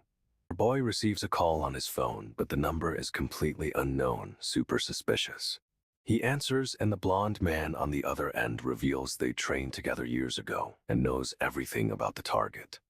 However, this isn't a friendly chat. The blonde man gives a cold order: eliminate the target, no matter the cost. The blonde man says he trusts this guy, 006, to do the job and emphasizes he needs to be careful. But then a flashback shows the blonde man talking to someone else, and honestly, it sounds like he's setting up a double cross. Our boy hangs up, totally focused, and it's clear he's already formulating a plan to deal with this mess. He's thinking about the target, and his determination is absolute. He's going to end this, one way or another. He's loading his pistol again, and it's clear he's prepared to use lethal force, no hesitation whatsoever. The blonde man is watching him, a sinister smirk on his face, and it's obvious he's enjoying the chaos. He's saying he wants this done, and our boy is about to deliver. This is gonna be intense, bro. Our boy's got a plan, and he's moving, straight up leaping toward the target with his pistol drawn. But the target isn't defenseless. He anticipates the attack and dodges, sending our boy crashing into a nearby structure. No way, the target's a former mercenary too, and he's fast, countering with a brutal attack of his own. This dude is seriously skilled, disarming our boy and sending him flying with a powerful kick. However, our boy rules with the impact, landing on his feet and immediately re-engaging. He's not backing down. They're exchanging blows, a whirlwind of fists and kicks, and honestly, it's a brutal, close-quarters fight. The blonde man is watching from the shadows, and it's clear he's not happy with how this is going. He's shouting orders into the phone, demanding the target finish this quickly, and it's super intense. Our boy manages to create some distance, and he's aiming his pistol again, but the target is right on him. He fires and the shot connects, but it doesn't seem to stop the target, who's charging forward relentlessly. Our boy is down, but he's already ruling, dodging another attack and scrambling for his pistol. He grabs the gun, spins, and fires, but the target deflects the shot with his hand like it's nothing. The blonde man is getting seriously annoyed, ranting about cameras and wanting this over with now. However, the fight isn't ending. They're circling each other, sizing up for another round, and it's tense.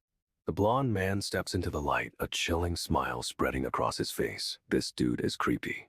He casually mentions saying goodbye to 001, and it's clear he's talking about our boy's past life. Our boy finally responds, asking why the blonde man is in such a hurry, and honestly, the tension is unreal. The blonde man's smile widens, and he says it hasn't been long since they said goodbye. 001, what does that mean? Our boy stares back, a cold look in his eyes, and it's obvious he's piecing things together. But something's off. He's realizing this isn't just a fight, it's a setup, and this blonde guy is behind it all. The blonde man throws a punch, but our boy blocks it with his arm. The impact sends him flying. He's getting pummeled with a rapid series of attacks, but somehow manages to keep blocking each blow. Our boy is straight up taking a beating, but he's refusing to fall, bracing against the onslaught. He manages to create a little space, dodging a kick, and launches a counterattack, hitting the blonde man hard. The blonde man stumbles back, clearly surprised, but quickly recovers and starts attacking again, relentless. This dude is throwing everything he has, but our boy is deflecting most of it, looking for an opening. He lands a solid punch, then a kick, sending the blonde man reeling. It looks like he's finally gaining ground. However, the blonde man anticipates the next attack, dodging and landing a devastating blow of his own. Our boy goes flying, crashing into something. It's a rough landing, and he's clearly hurt now. The blonde man advances, ready to finish the fight, but our boy is already getting back to his feet. No way he's giving up. Our boy grabs the blonde man's arm, locking him in a tight grip. This is about to get serious. He uses the grip to spin, throwing the blonde man off balance, and then delivers a brutal slash. But the blonde man doesn't go down, he just stumbles, and our boy's attack falters. He's losing ground. The blonde man's hand is covered in blood, and he's reeling, but he's still fighting. What a tank. Our boy tries to follow up, but the blonde man anticipates it and blocks. This dude is surprisingly quick. However, the blonde man's grip is tightening, and our boy is clearly in pain. He needs to break free fast. Our boy is driving and driving fast, chasing someone down in the dead of night. Someone's watching him, and they definitely know something shady is going down, like really shady. He screeches to a halt near a warehouse, jumps out, and finds a guy straight up bleeding out on the ground. He asks if the guy's okay, but honestly, it's kinda too late for that. The injured dude manages to croak out a yeah, but it's super unsettling, like he's hiding something. This dude is covered in blood, but he's still trying to act cool, which is kinda messed up. Our boy stares him down, clearly not buying whatever story he's trying to sell. He's sizing up the situation, and you can tell this isn't a simple injury. Something big is happening. He's focused, intense, and ready for whatever comes next, because this situation is escalating quickly. And honestly, this whole scene is giving off major bad vibes. Our boy is questioning if he went too hard, but then the injured guy just tells him to leave. Super sus. He's confused, like, what is this dude playing at? It's definitely a trap. The injured guy is clutching his side, looking way worse for wear, and honestly, it's kinda terrifying. Our boy decides to trust his gut and straight up says okay, but he's clearly not letting his guard down. He gets a report that the man he was chasing looks like a tourist in their database, but something feels off. He's driving again, thinking about it, and realizing that tourist story is probably a lie. A close-up shows his eyes. This dude is locked in, analyzing everything, and you can see the gears turning. He's piecing things together, and whatever he's realizing is making him seriously angry. However, it looks like he's about to turn this whole thing around and go on the offensive. No way, our boy is ready to hunt, and this whole situation is about to explode. He's driving like a maniac, weaving through traffic and straight up ignoring all the rules. He arrives at some rundown warehouses, and it's clear this place is a total ghost town. He finds the guy from earlier barely conscious and demands to know what's going on. The injured man manages to croak out that he was set up and someone is after both of them. But our boy doesn't buy it. He's convinced this guy is lying through his teeth. He tells the man to look up, trying to gauge his reaction, and the tension is insane. The guy finally lifts his head, and no way, his face is completely messed up, covered in blood. He starts laughing, a creepy, unsettling sound, and it's clear he was playing this whole time. However, our boy isn't fazed at all. He's completely unfazed by the reveal. He straight up says he knew the guy was awake, and this dude is about to regret everything. He demands to know who ordered the hit on him, and this dude doesn't even flinch. The guy responds with a smirk, claiming he's the only one who knew the operation was happening. But he adds that word got out, our boy survived, which is making everyone at camp uncomfortable. Apparently, they've been covering up a mistake for years, thinking he was dead all this time. So now they'll try to terminate him quietly because a living legend messes with the narrative. The boy just stares back, completely stone-faced, and honestly, it's terrifying. He's not scared, not even a little, and this dude is about to find out why you don't mess with a mercenary. The injured man's trying to play it cool, but he's clearly sweating bullets, realizing his game is up. He tries to backtrack to claim he was just trying to protect the camp. However, it's too late. Our boy has already decided this guy isn't worth the effort, and he's sending a clear message.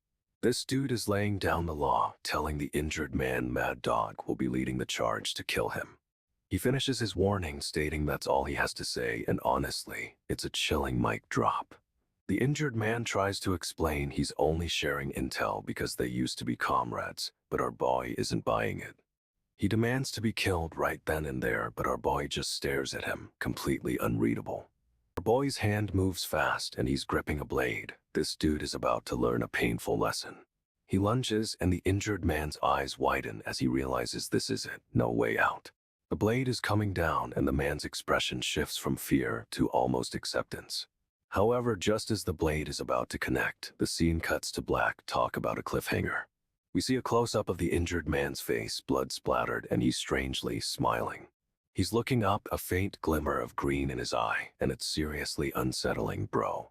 Our boy is standing over the injured man, blade still raised, but he stops. Something's off. He pulls the injured man closer, and it's clear he's not finishing the job. He's checking his pulse. The other guy, the one who initiated all this, steps forward, clearly confused by the sudden change. Our boy straight up ignores him, focusing on the injured man, saying he has a reason to stay alive. He turns to the other guy, and bro, the look on his face is ice cold. This dude is about to get read the riot act. He demands to know who ordered the hit, and honestly, the pressure is intense. Guy tries to play dumb, claiming he doesn't know what's happening, but our boy isn't falling for it. Our boy grabs him by the collar, and it's clear he's about to get some answers, or else. He's grilling the guy, asking about the person who gave the order, and this dude is cracking under the pressure. The guy finally spills the beans, saying it was Jin. No way, that's a name we haven't heard in a while. Our boy is leaking blood from a neck wound, but he's still standing, limping forward like it's nothing. He's warning the other guy, Jin, that if this continues, his family is in serious danger. He straight up says they'll use Jin's family to eliminate him, and the stakes are instantly higher. Jin is visibly shaken, staring at our boy with a mix of fear and disbelief. But our boy doubles down, claiming things would have ended differently if they'd targeted his family first. He's laying down a serious threat, mess with him and his family pays the price, simple as that. Jin looks like he's about to have a panic attack, and honestly, he deserves it. Our boy is radiating power, even injured, and Jin looks completely outmatched, bro. He's saying that if Jin really wanted him gone, he would have gone after his family, a brutal warning. Our boy is staring Jin down, and it's clear this isn't a negotiation, it's a declaration of war. Our boy declares he's going to protect this life as well as he can, even covered in blood. Talk about dedication. He's got a steely gaze, determined as heck, and Jin is seriously starting to sweat, bro. But our boy isn't doing this for free. He's promising to stick around and cover Jin's back until he's gone. He's limping, clearly injured, but still offering protection. This dude is straight up a legend, no cap. Jin's walking down the hall with his team, looking all serious and stoic as usual. This dude is straight up intimidating. Everyone recognizes Jin immediately, and people start whispering his name. Apparently, word spreads fast around here. Someone calls out Jin, and it throws him off. He's clearly not used to being acknowledged like this. A girl asks if that's Seokju, and Jin glances over. He's scoping out the situation, always assessing threats, even in high school. He's got that intense stare down, analyzing everything, and honestly, he looks like he's about to start a fight. The girl keeps questioning if it's Seokju, but Jin's clearly focused on something else, probably calculating trajectories or something. She's looking right at him with a confused expression, but Jin is totally locked in, bro, ignoring everything else. She asks about Seokju again, and Jin finally reacts. He's definitely annoyed, but tries to play it cool. Jin and the girl are both looking at Seokju, and something tells me this is about to get messy. She's still questioning things, but Jin is already planning his next move. Our boy doesn't mess around. Jin's standing in front of the lounge, and someone asks if this is about what happened last night. Uh-oh. He swallows hard, clearly rattled, but plays it cool and asks who's asking. This dude is a master of composure. It's Seokju, and he says he came to see Jin. That's unexpected, to say the least. Jin's face is stone cold, and he's sizing Seokju up like he's a potential threat. No way this is a friendly visit. Seokju looks super nervous, and Jin's giving him the death stare. It's a total power imbalance right now. Jin's still staring, and Seokju is clearly freaking out. He's practically begging for forgiveness with his eyes. Jin's expression doesn't change, but he's thinking back to last night. Something went down, and it wasn't good. He remembers Seokju messing with his sister, and his grip tightens. Oh, Seokju is in for a world of hurt. Seokju tries to explain, but Jin cuts him off. Our boy isn't in the mood for excuses, and honestly, he doesn't need them. Jin's face is all sharp angles and fury, and Seokju is genuinely terrified. This is about to get intense. Seokju admits he only told Jin about the situation because Jin helped him yesterday. Talk about a backhanded compliment. Jin is totally unimpressed, and he's recalling how Seokju was bothering his sister. This dude is about to get a lesson. Seokju tries to play it off like he was just being friendly, but Jin isn't buying it for a second, and honestly, good. Jin's face is pure ice, and he tells Seokju he'll let him go with just a warning, but it's a seriously menacing warning. However, Jin adds that if Seokju ever bothers his sister again, he won't be so forgiving. This is a direct threat, bro. Seokju is practically shaking with fear, promising it won't happen again. He's learned his lesson for sure. Jin turns away, dismissing Seokju, but he's still radiating danger. This dude is a walking weapon. Seokju is still trying to recover, looking absolutely shell-shocked. I think he just aged 10 years. He stumbles back, completely rattled, and Jin's just watching cold as ice seriously. Jin is walking away, looking all stoic, and Seokju is left in his wake. Straight up, this was a power move. Jin's sister asks what Seokju and Jin were talking about. She's totally curious, and honestly, so am I. Seokju says it was nothing, but Jin jumps in, revealing they were discussing a video game. Smooth save, bro. Jin's sister immediately asks if Jin likes the game, but Seokju cuts in with a question. Who's better at it? Jin admits he likes the game, but Seokju insists Yeonshin is way more skilled. This dude is trying to be helpful. Jin's sister seems puzzled by this and starts to ask another question, but Jin interrupts, shifting the focus. Jin claims Seokju was just wanting to talk to someone on his level, a totally icy response and a clear dig. But then Jin's sister points out that Yeonshin is better at the game. Ouch, a double burn for Seokju. Jin just smirks, seemingly accepting the truth. This dude is playing 4D chess, I swear. Jin's sister is still questioning why Seokju even brought it up, and honestly, it is a weird topic to bring up. Jin just stares ahead and says he believes Seokju just wanted to connect with someone, but there's a hidden meaning. This dude Seokju straight up asks Jin for his number. Out of the blue, no way. Ijin asks him if he wants his number, playing it cool, but we all know he's sizing Seokju up. Seokju confirms Ijin goes to Sin and High and then asks for his number again. He's really persistent. Ijin actually gives him his number, but it feels like a test, honestly, like he's letting Seokju play along. Ijin's sister looks confused, asking why Seokju even needed his number. Good question, sis. Ijin says Seokju just wanted to connect with someone, but there's a serious vibe. This dude is always hiding something. Seokju is smiling, seemingly pleased with himself, but something about it feels off. Ijin's sister looks skeptical, and I am too. This whole interaction feels like a setup. Seokju's grin widens and he's staring right at Ijin. Bro is definitely up to something. Ijin's sister is totally freaked out by Seokju's stare, and honestly, same, this is getting creepy. Ijin's sister tries to be polite, but straight up tells Seokju she's not interested in getting to know him. Seokju doesn't take it well. He scowls, clearly annoyed, and looks over at Ijin. Seokju steps forward and Ijin tenses up. Something's about to go down, you just know it. This dude Seokju clenches his fist, and Ijin is clearly bracing for a fight, looking right back at him. Seokju straight up slaps Ijin's sister. No way, this dude is losing it. Ijin is furious. He whips around and yells who the fuck, and honestly, good for him. A random guy jumps in, landing a punch on Seokju with a massive BAM. Talk about a hero. Ijin's sister is shocked, but Ijin is already moving. He's on the attack and he looks angry. Our boy is relentless. He's pummeling Seokju, and it's brutal even for us. Seokju is getting wrecked, but Ijin isn't stopping. This dude is unleashing all his pent-up rage.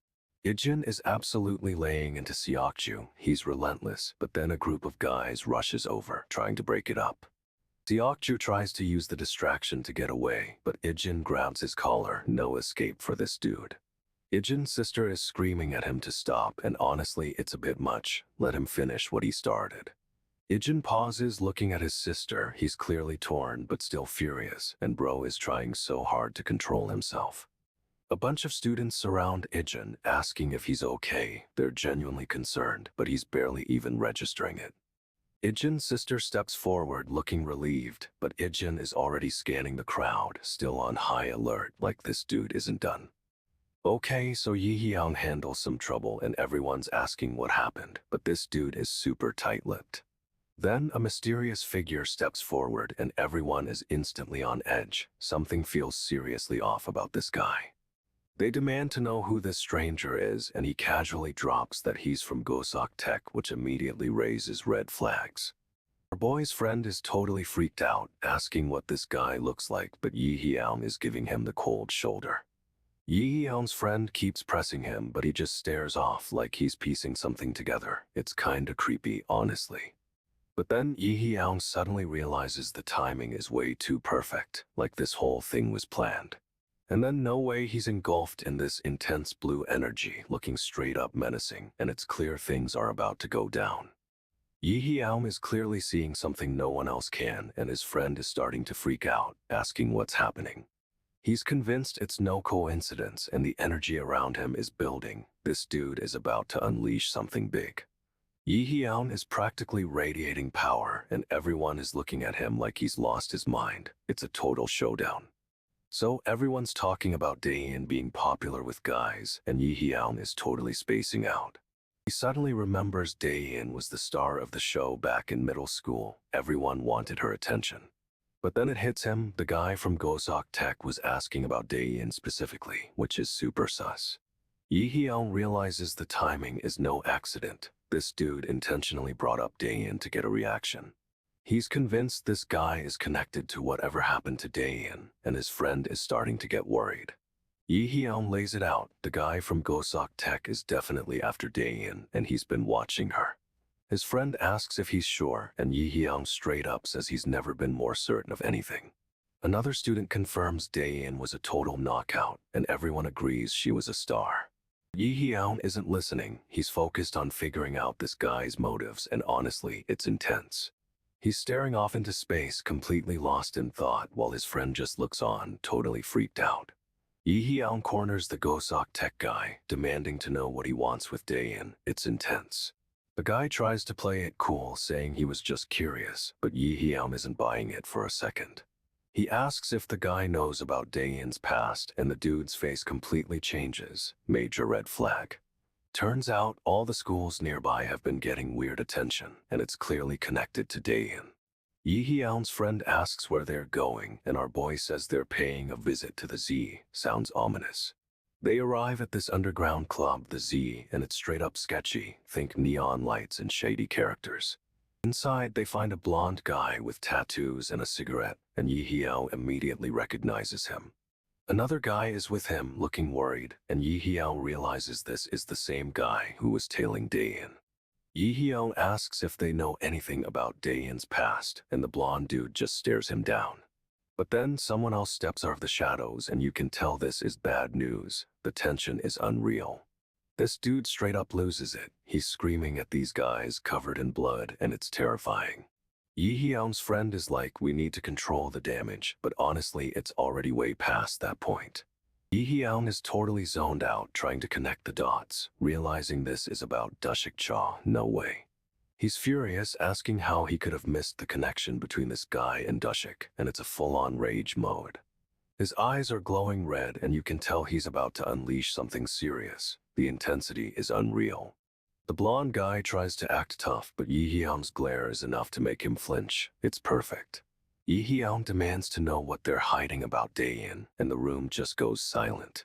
He's not getting answers, and his friend is clearly worried about how far this is going to escalate. The blonde guy's friend is looking down, avoiding eye contact, like he knows more than he's letting on. Yi Hyeon's friend thinks they should just leave, but our boy is clearly not backing down. This is about to pop off. Okay, so Yi Hyeon just stomps on one of the guy's phones, straight up obliterates it. The blonde dude yells about how they are finally going to act, and his crew starts rising up. It's a whole scene. We get a closer look at the blonde dude, and his tattoos are seriously intimidating, but Yi Hyeon isn't fazed.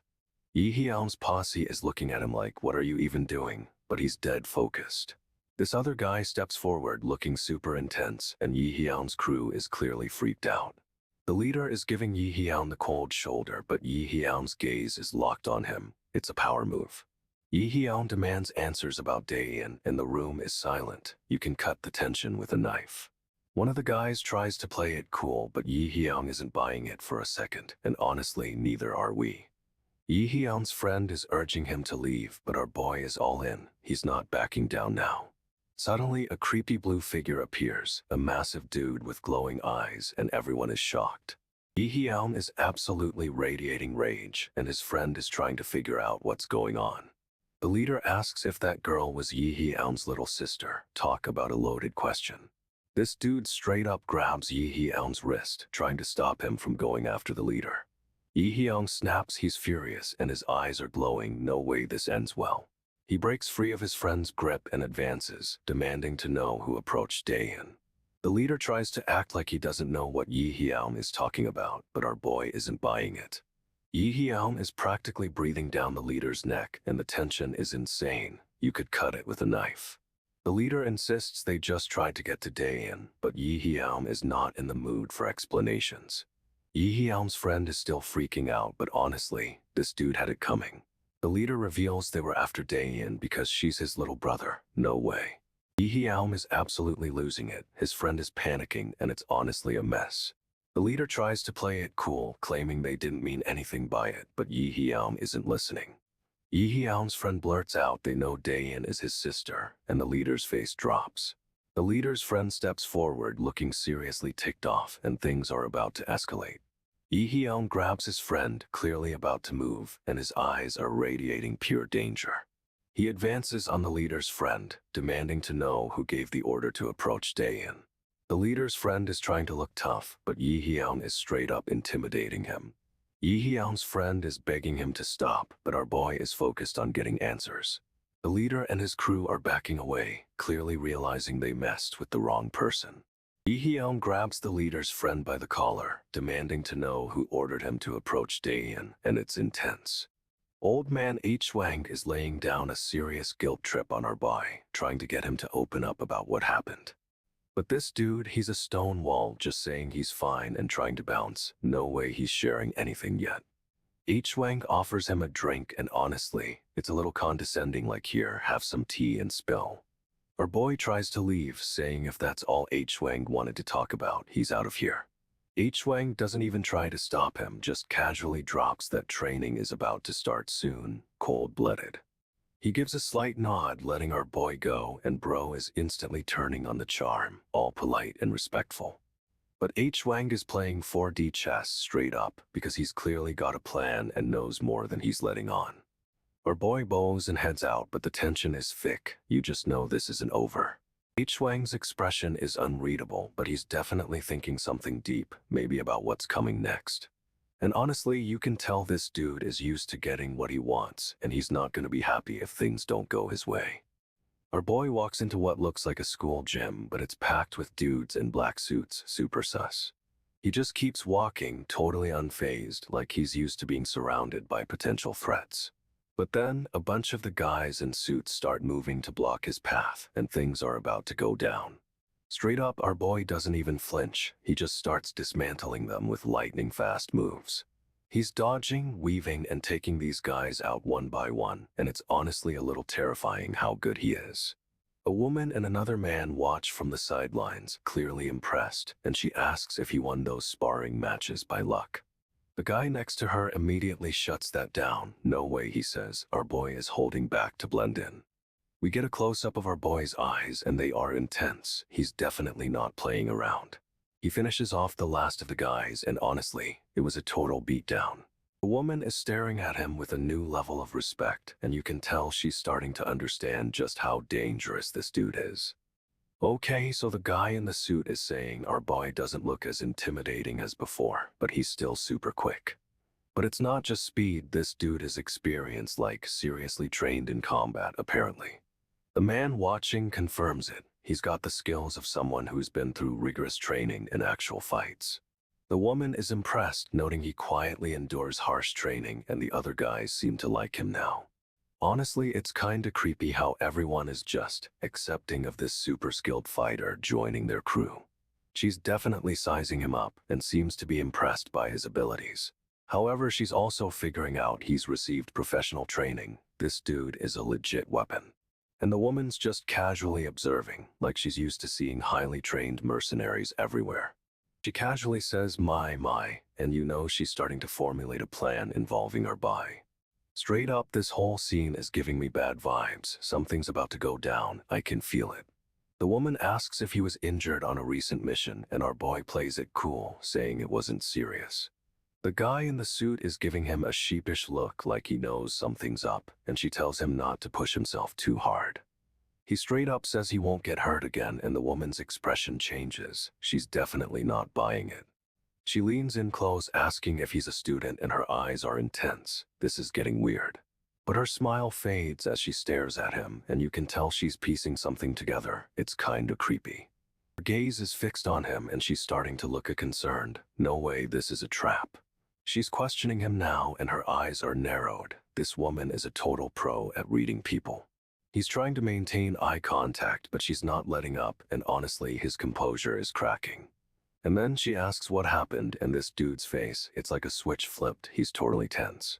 She demands he say it, and his expression is unreadable, but you can tell something major is about to be revealed. She's smiling, but it doesn't reach her eyes. Something feels seriously off with this woman. She asks if he remembers her, and his face is unreadable, but she's clearly fishing for a reaction.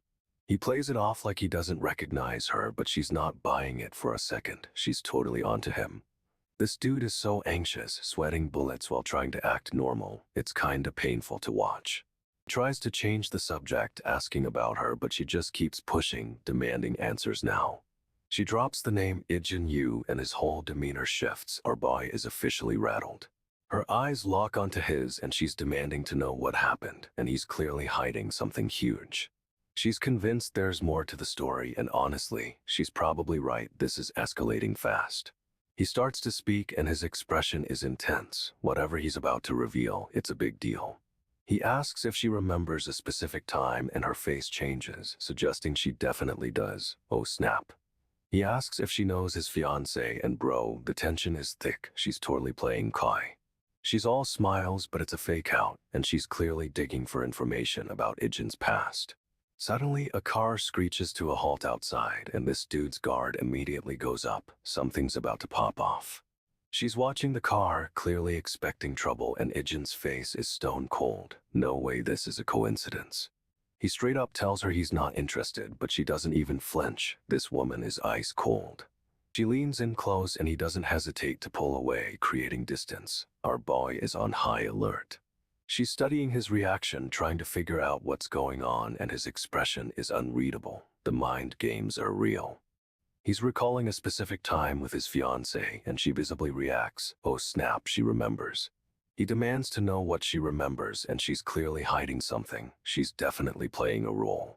She's thinking something over, and this dude is watching her every move. This whole situation is super sus. Ijin abruptly announces he has to meet his fiancée, and you can feel the shift in the car. It's tense. The woman's face changes. She's clearly calculating something, and her expression is super unsettling. He's lost in thought, remembering a specific moment with his fiancée, but something's clearly bothering him. He's clutching his hand, looking distressed, and it's obvious whatever he's remembering isn't good. He explains he needs to go, and she's just watching him, a subtle smirk playing on her lips. She's up to something. He's staring at her, trying to read her intentions, but she keeps her expression perfectly neutral. This is a standoff. She keeps her cool, but her eyes betray a hint of surprise, and she's definitely processing what Ijin said. Ijin's face is stone cold as he drives off, and he's totally determined to figure out what she knows.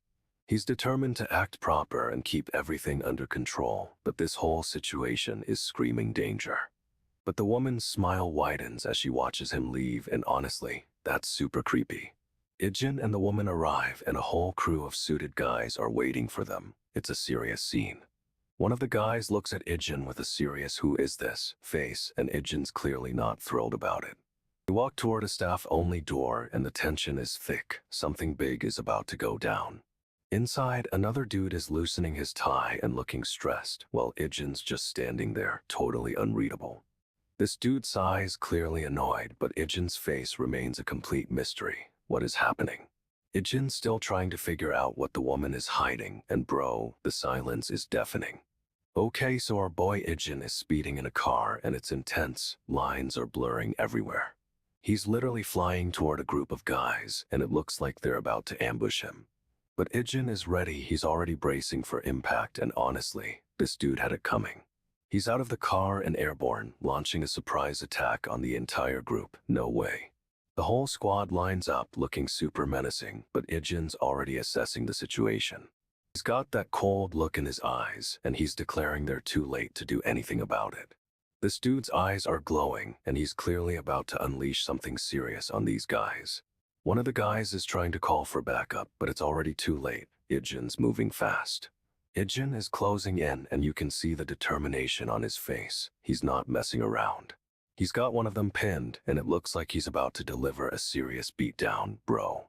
Ijin slams on the gas, and the car barrels straight through the remaining guys. It's total chaos. The guys scatter, totally shocked, but Ijin is already turning the car around for another pass. He's speeding back, and one dude tries to swing a metal pipe, but Ijin just swerves to avoid it.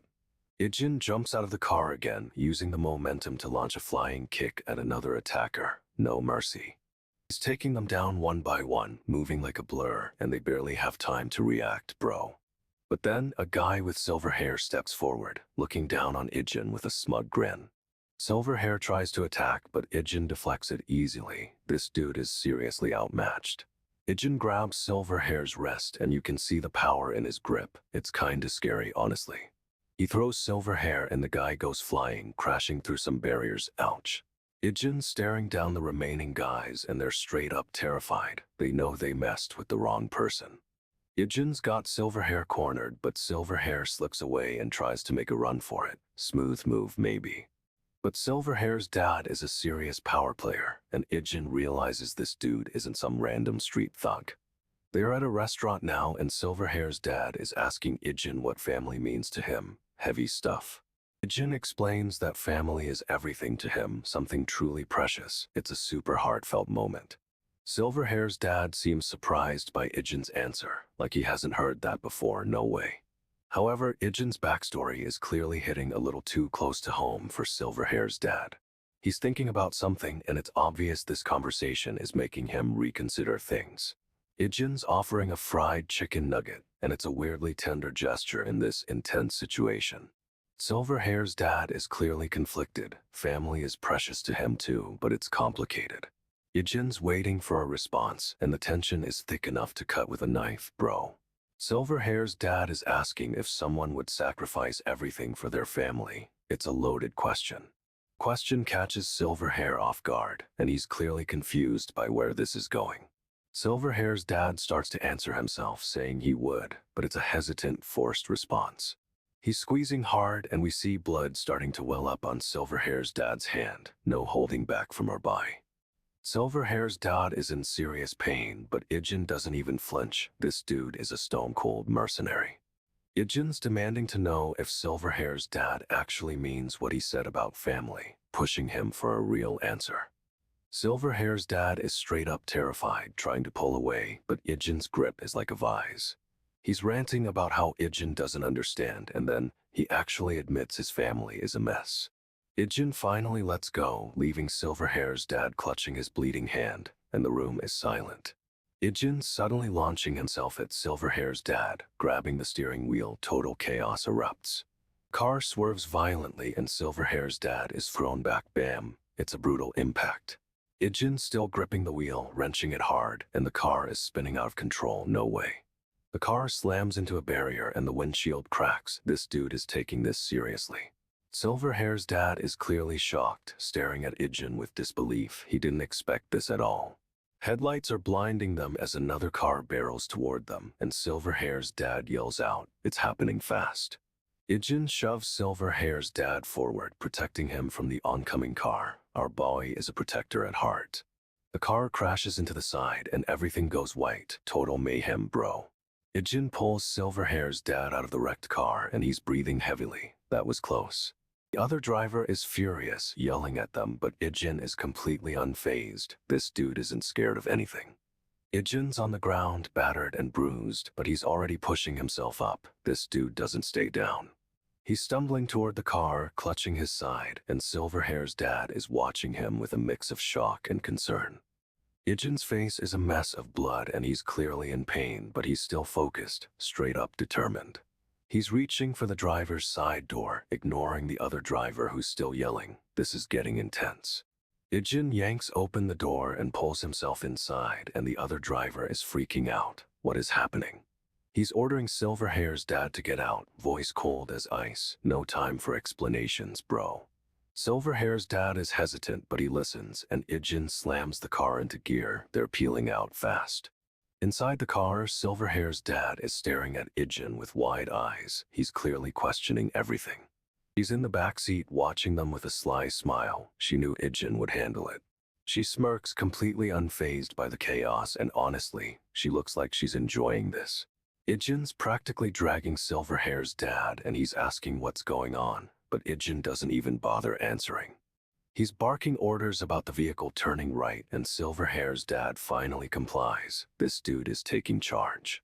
Ijin's face is a total mess of blood, but he's still tracking the other car. No way he's letting them get away. He's demanding to know where they're going, and Silverhair's dad looks completely stunned. He can't believe this is happening. Ijin spots the vehicle turning, and he's instantly on the radio giving instructions. Our boy is a pro. He's ordering them to follow, and Silverhair's dad is still trying to process what's happening. This is insane. Ijin's voice is cold as ice, telling them to keep up, and honestly, he's terrifying, straight up intimidating. He's fixing Silverhair's dad with a glare, and it's clear he won't tolerate any hesitation. No arguing with this guy. Ijin demands they report everything they see, and Silverhair's dad finally snaps to attention. He's taking orders now. Ijin's eyes are locked on the road, and he's announcing the vehicle turned right. He's already 3 steps ahead. Ijin's speeding, coordinating with the police to intercept the kidnappers. He's really taking control. He's offering to drop Silverhair off at home, but Silverhair insists he's in practical training. This kid is dedicated. Silverhair's dad tries to argue, but Ijin shuts it down, saying it was Silverhair's choice to be there, no excuses. Silverhair explains he saw one male and one female in the vehicle, both Asian, but no other accomplices. Details matter. Ijin is completely focused, grilling Silverhair's dad for more information, and honestly, he's intense. Silverhair's dad is still reeling, but he's relaying everything he remembers. Ijin is a pressure cooker. Ijin's eyes scan the road and he's calling out everything he sees. This dude is a machine. But Ijin's not worried about Silverhair's dad's safety. He's focused on finding those kidnappers. Priorities, bro. Okay, so our boy Ijin and his team are scoping out this abandoned factory. It's creepy as heck, honestly. They're clearly waiting for someone, but the atmosphere is thick with tension. You can feel it. This random dude pulls a knife on Ijin, thinking he's tough, but he drops it almost immediately. What a fumble. But Ijin's already got a cut on his face, blood everywhere. This dude moves fast, no way. Ijin is totally unimpressed with this guy's attempt, saying kids these days watch too many movies. The team agrees, but one of them points out he'll be dead before they find him. A little late to be worried, bro. They're acting like they're actively looking, but really they're just stalling, and Ijin's still bleeding. Suddenly, another attacker jumps Ijin and the team leader yells ACK. Total chaos erupts. Ijin's clearly in a tough spot, but he's still composed, even with blood dripping down his face. Ijin snaps the attacker's arm with a single move. It's brutal but efficient, and honestly, this dude had it coming. Team leader's getting wrecked too, taking a hit to the face, but Ijin's already moving to intercept. He blocks a swing with his blade, sending sparks flying. This fight is escalating fast, no way. Ijin jumps forward, aiming for the attacker's chest, but gets blocked, and the team leader yells out in pain. Blood splatters everywhere as Ijin gets nicked again, but he barely even flinches. This guy is a monster. He shoves the injured team leader back, protecting him from another attack. Our boy is a true pro. The masked attacker is clutching his arm, looking shocked. Ijin is straight up dismantling him. But another masked dude jumps in, and Ijin's immediately surrounded. It's a 2-on-1 situation now. Ijin delivers a final blow, sending the attacker flying, and the team leader collapses with a thud. One of the attackers groans, and the last one just stares in disbelief. Ijin just cleaned house, bro. The team leader's realizing Ijin is a bodyguard, and he's not thrilled about it, not one bit. Ijin jumps into action, leaping toward another attacker, but gets slashed across the face. Ouch. Team leader yells kill him, and one of the masked guys charges with a knife, straight up insane. Ijin deflects the blade with incredible speed. Swish. It's like he's predicting every move. He retaliates, slashing back, and the attacker's arm goes flying. Slash. Gruesome but effective. Blood sprays everywhere, covering the scene, but Ijin doesn't even pause. He's a machine. Another attacker swings at Ijin, but he dodges and counters with another swift strike. Swipe. No mercy. Ijin's blade finds its mark, and the attacker crumples. This dude is getting taken apart piece by piece. The remaining attacker tries to fight back, but Ijin's already moving, a blur of lethal intent. Ijin's blade slices through the air, leaving a trail of blood. It's over, bro, absolutely over. The team leader's still standing, but Ijin's already closing in, blade raised. This is about to get messy. Ijin slashes, aiming for the team leader's neck, but he manages to block. It's a brutal clash of steel, bro. He pushes the team leader back, then delivers a lightning-fast kick, jolt, straight to the chest. The team leader stumbles, yelling shit, and Ijin doesn't hesitate, pressing the attack. Ijin's blade meets another, sparks flying with a loud clang. This dude is seriously skilled, but Ijin's better. He spins, dodging another attack, and retaliates with a swift slice. It's a whirlwind of motion, no way. Ijin's blade flashes and the team leader's arm gets nicked. A shallow cut, but a warning shot for sure. The team leader tries to create distance, but Ijin's already there, cutting off his escape. Ijin launches a final strike, a crimson blade cutting through the air. Swish. It's over for this guy. Ijin's blade connects and the team leader falls. Slick. Our boy just ended it, cold and clean. Ijin still cleaning up, blade flashing as he takes down another attacker. It's a total bloodbath, bro. He finishes off the last guy, a cold look in his eye. Seriously, this dude is a machine. Ijin throws the bloody knife and it sticks perfectly in the door. A warning maybe. Two people rush in, looking shocked, and demand to know what happened. They're way out of their depths. They see the carnage and realize Ijin's the one who did it, but they're trying to play it cool, asking if he's okay. Ijin just stares them down, completely unfazed. This is straight up terrifying, honestly. The woman tries to call for backup, but Ijin's already moving, grabbing her phone. No escape.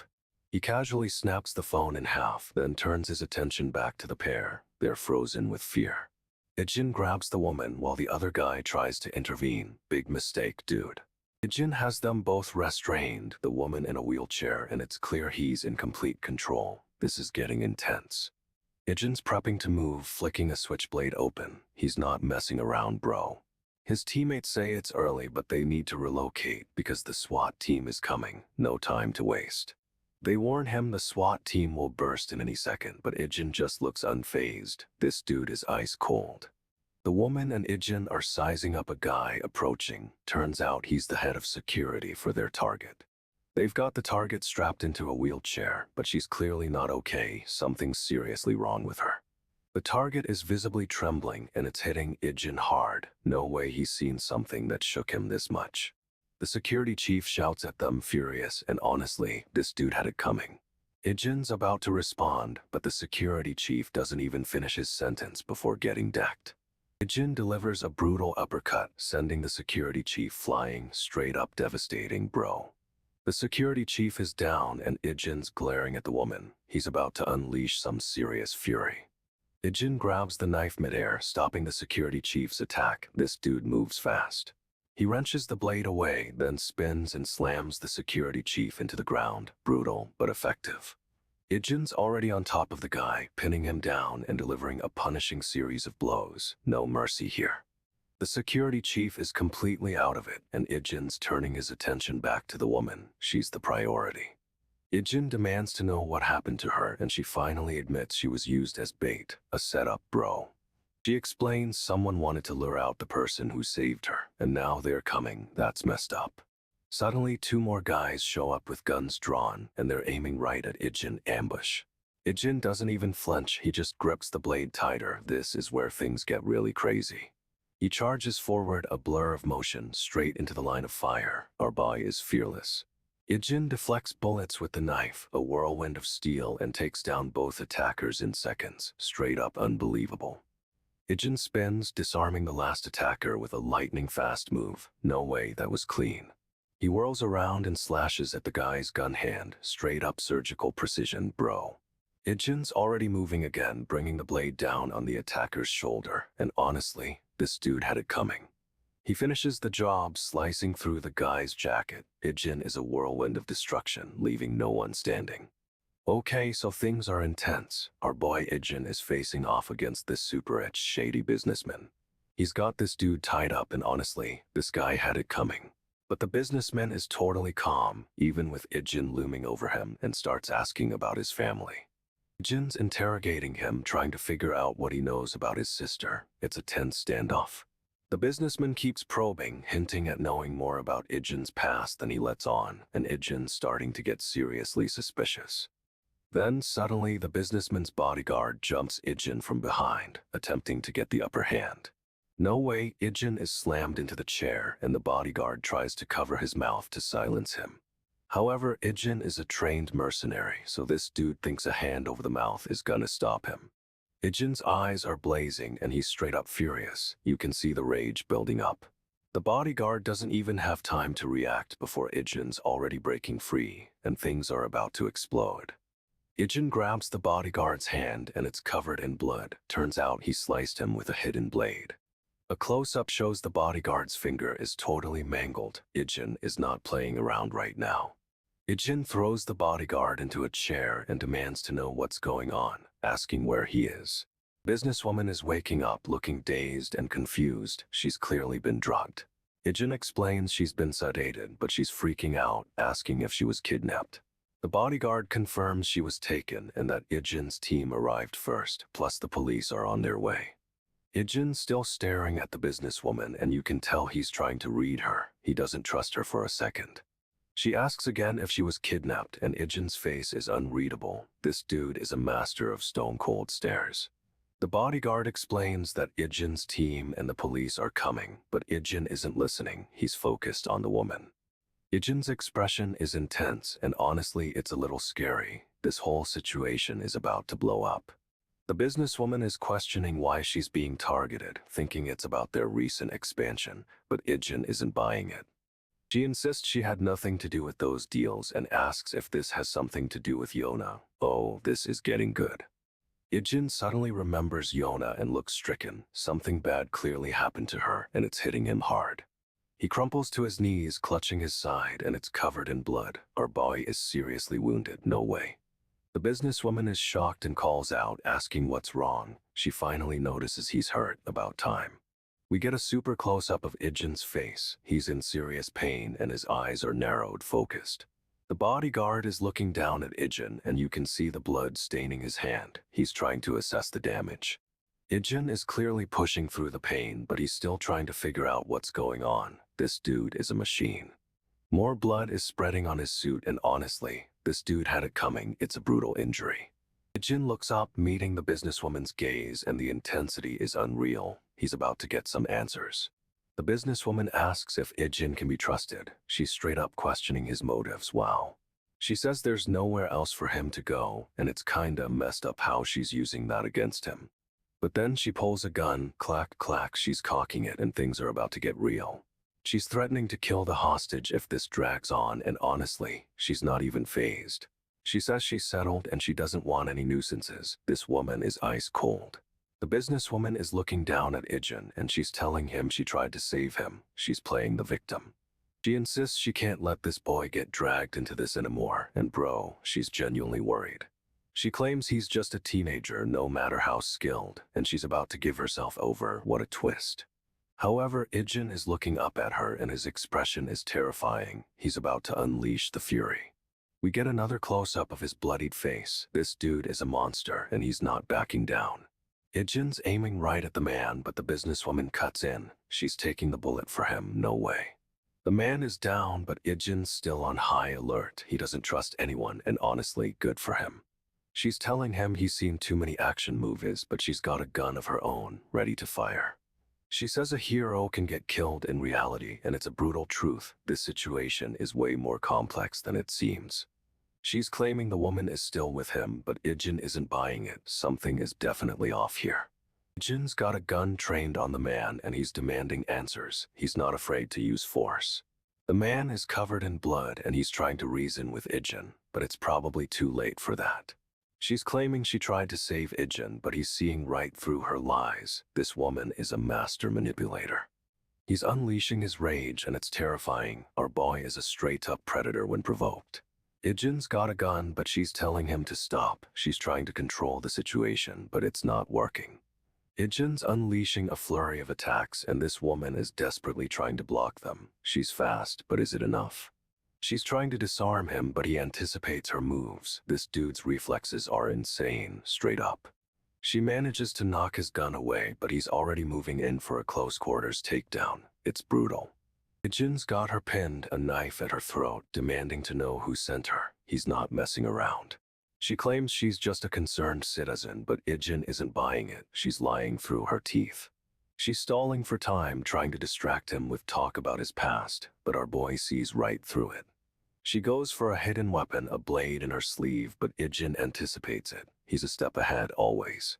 Ijin disarms her again, but this time he's going for a full-on takedown. She's about to get wrecked. She's slammed to the ground, and Ijin's standing over her, ready to finish it. This is intense, bro. However, she's still fighting, launching a surprise attack. She's tougher than she looks, no way. Ijin's ripping the blade from her grasp. He's absolutely furious right now, bro. She's reeling back, surprised by his strength, but she's already launching another attack. She's relentless. She's swinging, but Ijin sidesteps and delivers a brutal counterattack, sending her flying, straight up savage. She crashes into a bunch of lockers, and honestly, this dude had it coming. She provoked him. Ijin's closing in, shouting at her to tell him who sent her. He's not holding back, demanding answers. She's trying to play it cool, claiming she was just worried, but Ijin isn't buying it for a second. She's rambling about his past, trying to get in his head, but our boy is a stone-cold mercenary. It's not working. She attempts another hidden blade attack, but Ijin deflects it with ease. This dude sees everything. He's disarming her again, but now he's going for a full takedown. she's about to get completely overwhelmed. She slammed to the ground, clutching her arm, and Ijin's standing over her. This is a total beatdown. Ijin's delivering a final, devastating blow. She's going down hard, bro. She's crashing into more lockers, and it's brutal. Honestly, Ijin's really letting her have it. He's demanding to know who sent her, refusing to back down. This dude is serious. She's trying to act innocent, but Ijin isn't fooled for a second. She's a terrible liar. She's crumpled on the floor, clutching her arm, clearly defeated. Ijin's totally dominating. But wait, she's reaching for something hidden. She's not completely out of the fight. It's a gun, and she's pointing it right at Ijin. No way, this just escalated quickly. Okay, so this dude just absolutely stomps on someone's hand. No way, and it's brutal. Blood is literally dripping everywhere as he looks down, totally unfazed, and honestly, this dude had it coming. He's breathing hard, trying to catch his breath after that, but he's clearly still in control. More guys rush him with knives, thinking they've got the upper hand, but they are so wrong. Our boy is dodging and weaving, taking them down one by one. It's a straight-up massacre. Someone is watching from the shadows, scoping out the scene, and it's super creepy. Scoping out the aftermath like, finally, what I've been looking for. What is up with this guy? And then he pulls out a gun. Seriously, this is getting intense. Another dude tries to attack but gets instantly decked, and it's a satisfying knockout, I won't lie. This dude is a monster, straight up, and it's clear he's not messing around with anyone. He's getting overwhelmed but manages to disarm the gunman with a brutal takedown. No way. The gunman shouts for him to stop, but our boy doesn't even flinch, just stares him down. He's clearly injured, clutching his hand, and is trying to figure out what's going on.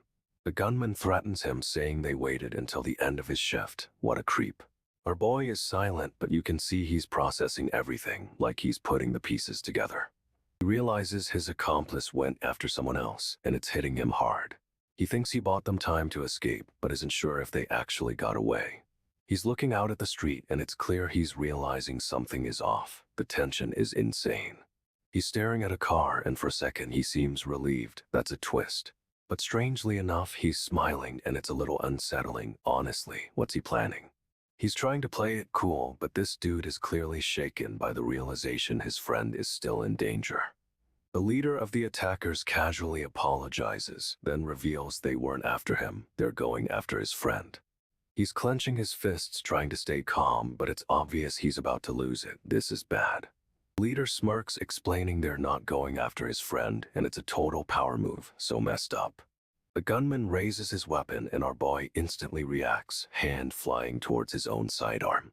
But before he can fully draw, the gunman fires, and honestly, it's a lightning-fast shot. The leader's accomplice goes down, hit by the bullet. It's a brutal, shocking moment. No way. Our boy is reeling, stunned by what just happened, and the gunman's face is completely deadpan. He's absolutely furious, eyes blazing, and you can tell this dude is about to unleash hell. Bang, he returns fire, and it's a direct hit, instant retaliation, and it's intense. He's delivering a brutal kick, straight up connecting with the gunman's face. It's a sickening thud. The gunman stumbles back, clutching his arm, clearly messed up, but another attacker is already moving in. Someone shouts in shock, questioning what Ijin Yu is even doing here, like, duh, saving his friend. The second attacker lunges, but our boy is already drawing his gun, aiming with deadly precision. He fires, and it's a clean shot. The attacker drops instantly, and honestly, this dude had it coming. The leader is furious, teeth clenched, demanding to know what the heck Ijin Yu is up to. He's staring at the downed attacker, a grim look on his face, and asks what happened to Priscilla. Our boy raises his gun again, but the leader isn't backing down. This is a full-blown standoff. The leader's face contorts in a menacing grin, and it's clear he's not afraid of a gun. He's completely unhinged, and Ijin Yu is getting a serious death glare. This is about to escalate. He whips around, and the leader straight up grabs the gun from the fallen attacker. No way. The leader's eyes narrow, a cold intensity building as he stares down Ijin Yu. This is getting serious. He raises the gun, aiming directly at Ijin Yu, and demands to know what he's doing, like he doesn't already know. Ijin Yu doesn't hesitate. He pulls the trigger, and the bullet flies towards the leader's chest. It's happening so fast. Everyone is shocked, questioning what's going on, but Ijin Yu is already tracking another threat. He's a machine. He fires again, taking down the last attacker, but the leader somehow manages to deflect the bullets with something. The leader's arm is bleeding, but he's still standing, looking at Ijin Yu with a terrifying grin. This dude is insane. He's taunting Ijin Yu, asking if this is the best he's got, and honestly, it's a bad idea to push our boy. The leader launches forward, but Ijin Yu sidesteps and lands a powerful punch, right to the jaw. Another shot rings out and the leader goes flying, crashing into a wall, but is he down for good? Ijin Yu's hand is covered in blood, but he doesn't even flinch as he holds the smoking gun. What a pro. The leader is down, but two more attackers are already collapsing, disarmed by single bullets. Our boy is lethal. Everyone is stunned, questioning how Ijin Yu managed to take them down so quickly and efficiently. It's unreal. Ijin Yu surveys the scene, his expression cold and focused, while one of the downed guys weakly groans. He's not finished yet. He turns his attention to a woman who's clearly freaking out, clutching her head in fear. This is intense. She's staring at Ijin Yu with wide, terrified eyes, and honestly, she looks like she's seen a ghost. But wait, the leader is still alive, a trickle of blood running down his face. This dude refuses to stay down. Ijin Yu stares him down, and it's clear he's not impressed. He's got this under control. The leader tries to get up, but Ijin Yu shoots again, this time aiming for his leg. No mercy. The leader finally collapses, completely defeated, and Ijin Yu just walks away, coldest mercenary ever. Ijin Yu is a professional, no doubt. The police are swarming the scene, but he's still assessing the damage. He's got a gun in his hand, covered in blood, and straight up doesn't even react. This guy is ice cold. Suddenly, a whole squad of armed police officers rushes in, guns raised. Talk about dramatic timing. A suited man gives the order and the officers fan out, surveying the carnage. It's a full-blown crime scene. The police start securing the area and the scene is brutal. Bodies are everywhere, covered in blood. But wait, a huge group of shadowy figures appear, approaching from the distance. What's going on here? The police are forming a line, preparing for a confrontation, and it looks like they're about to be overwhelmed. Ijin Yu calmly surveys the scene, and honestly, he's probably already planning his next move. More bodies pile up and the suited man looks completely shocked. This is escalating fast. However, the remaining officers brace for the charge. They are about to be in a world of hurt. Someone asks if everyone's okay, and this woman, she's just like, I'm fine, totally downplaying things. But hold up, she suddenly realizes there's still an accomplice hiding in the building. No way.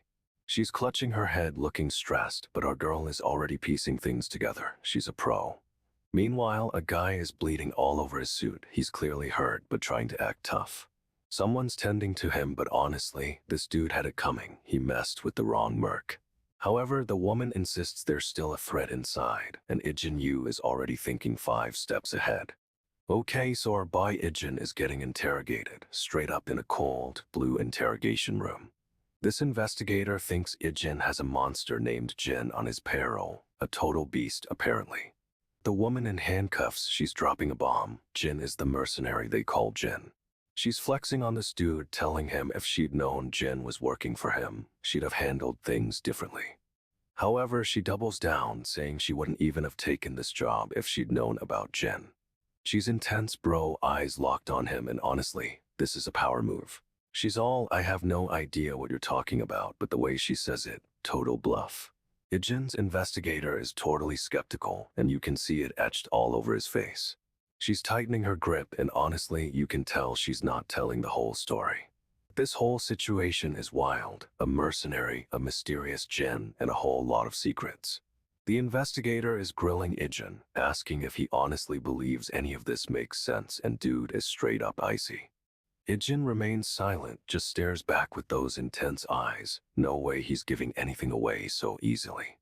Cut to a woman in a hospital bed, looking surprisingly composed despite everything going on.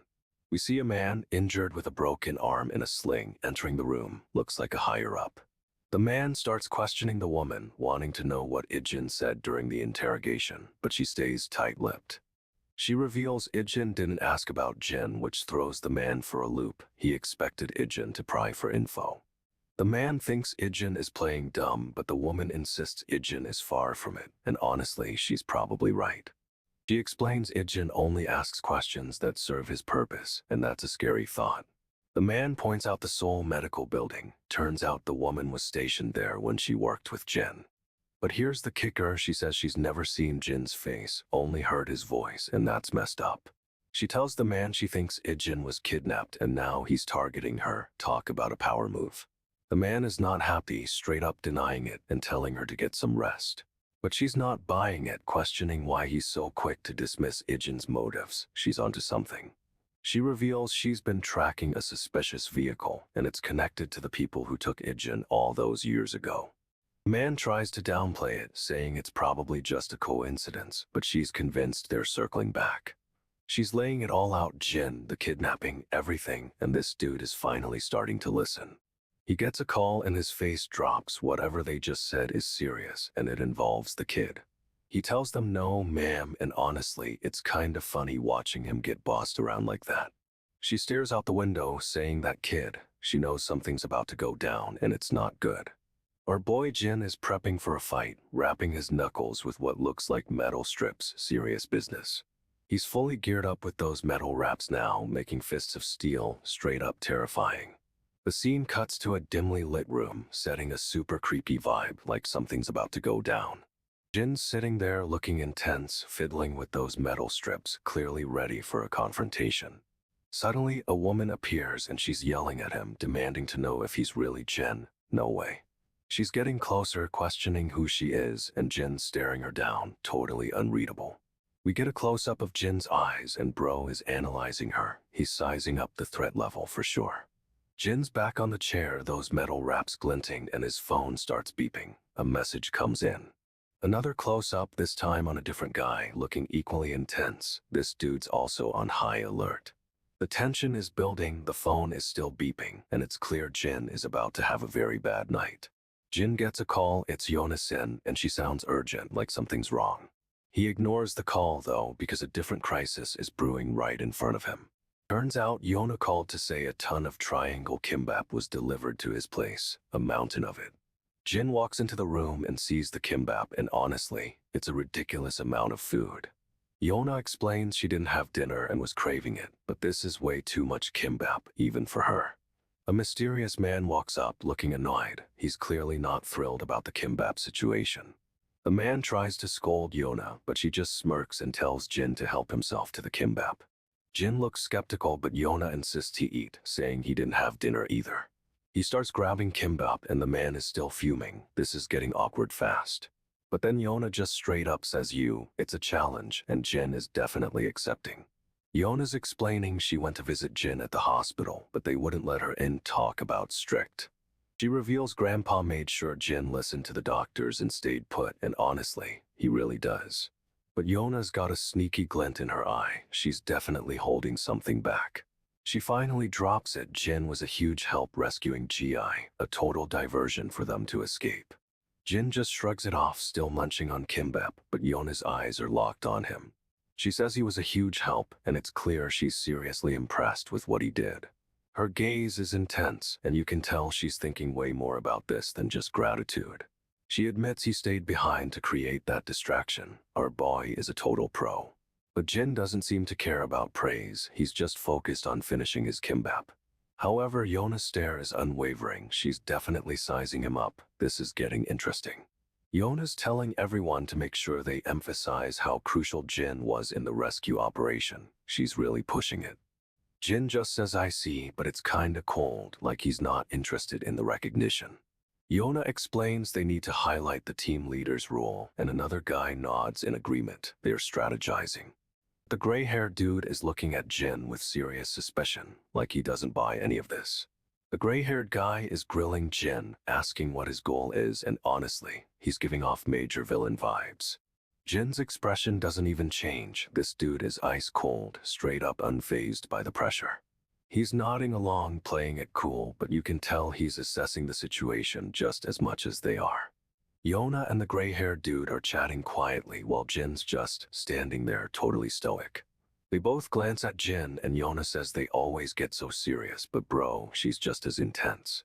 The gray-haired dude gets a notification on his phone. Something's happening, and it looks important. Okay, so Jin's scrolling through his phone, and his hands are weirdly robotic. No way. Yona's asking if something's wrong, and Jin's just like, I'm super suspicious, honestly. The injured guy says they need him at the game room, but Yona points out he's still recovering. This dude insists it doesn't matter because he always sucks at games anyway. Talk about low self-esteem. Yona's giving him a look and it's clear she's not buying his excuse. She's reading him like a book. He's heading to the game room, but his expression is unreadable. This guy is a master of poker face. The gray-haired dude is watching him go, and his eyes are saying, "I don't trust you one bit." And now the gray-haired dude is getting a message on his phone. Something's definitely brewing. Yona's trying to lighten the mood, but she's just as intense, and the gray-haired dude isn't amused. They're all standing in front of Eat House, and you just know this isn't a friendly visit. So Jin's teacher is totally worried about him being out, but she's also low-key relieved it's just a hand injury. The other teacher is asking if it's serious, and it's clear she's way more concerned about his face. Priorities, am I right?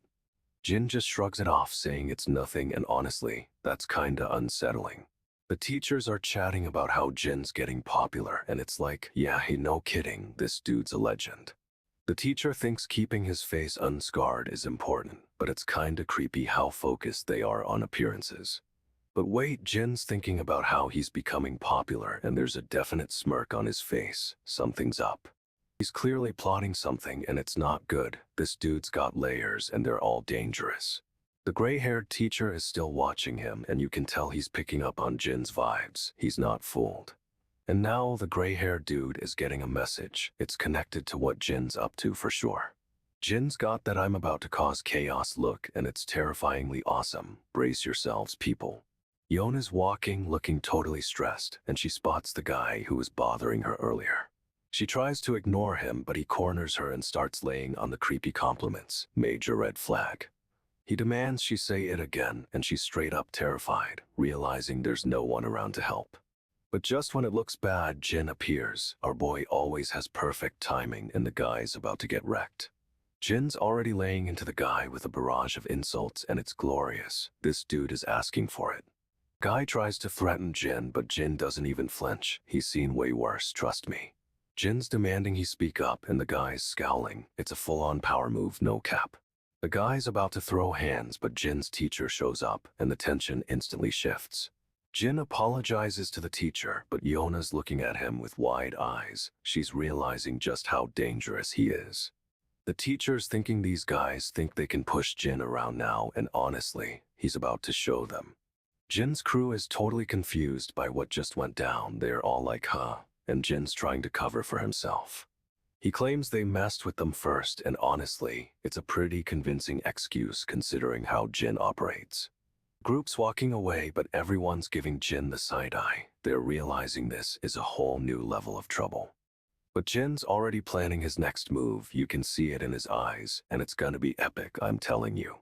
Okay, so things are insane right now. Our boy Ijin is straight up bursting into this building, guns blazing.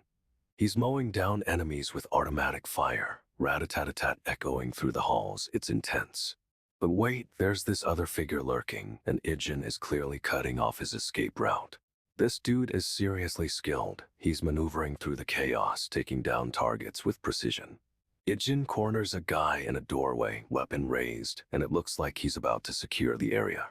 He's checking every room, making sure the coast is clear. That shadow is getting closer though. And then a civilian walks right into the crossfire, and Ijin immediately shields him from the danger. He's got this guy protected, but the real threat is still out there, lurking just behind them. But then a creepy face appears in the darkness, eyes glowing. No way, this is getting spooky.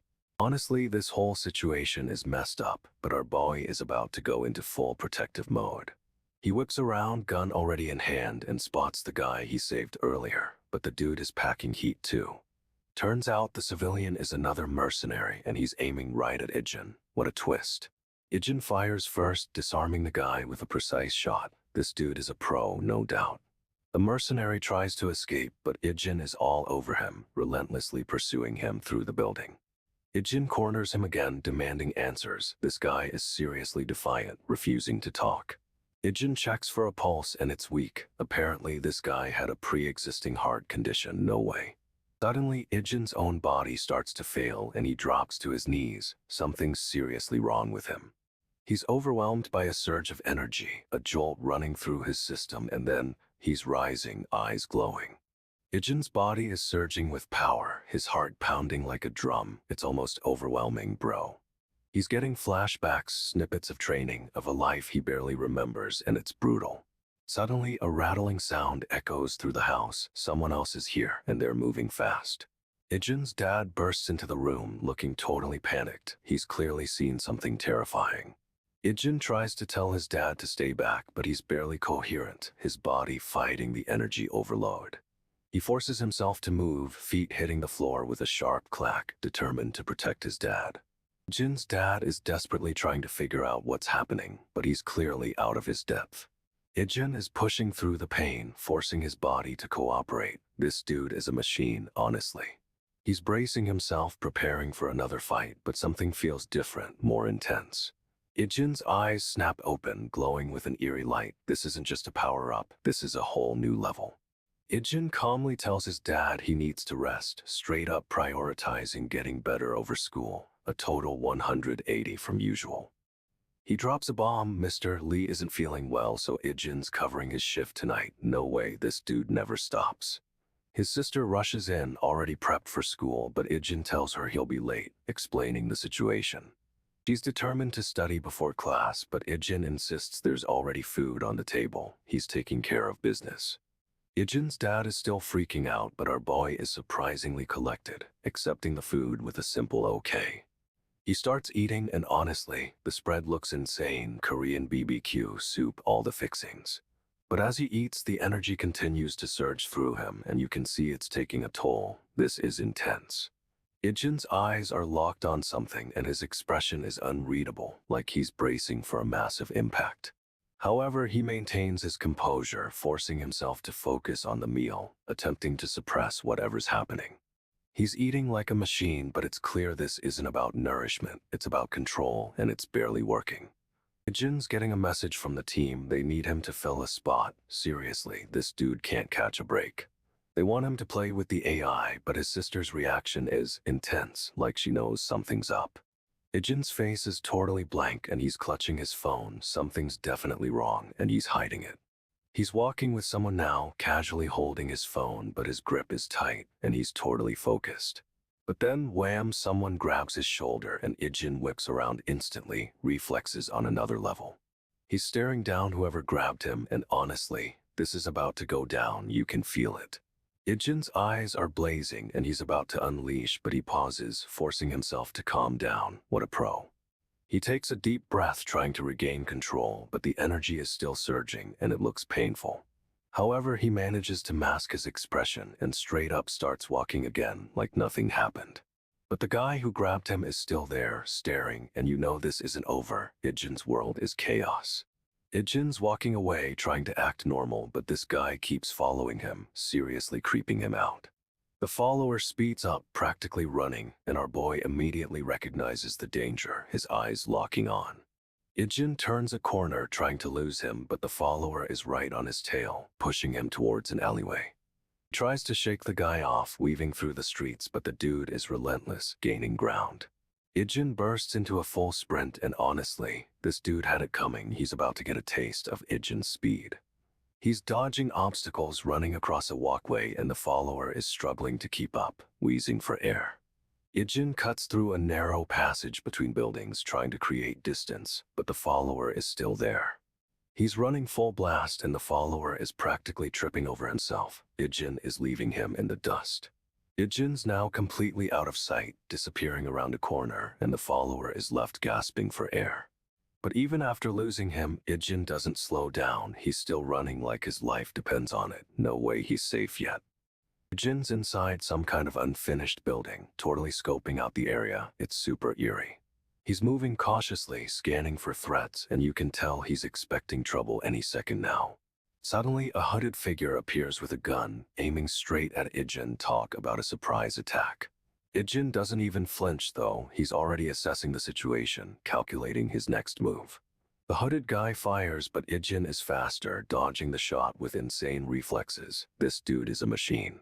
He closes the distance, disarming the attacker in a flash, and it's clear this fight is going one way.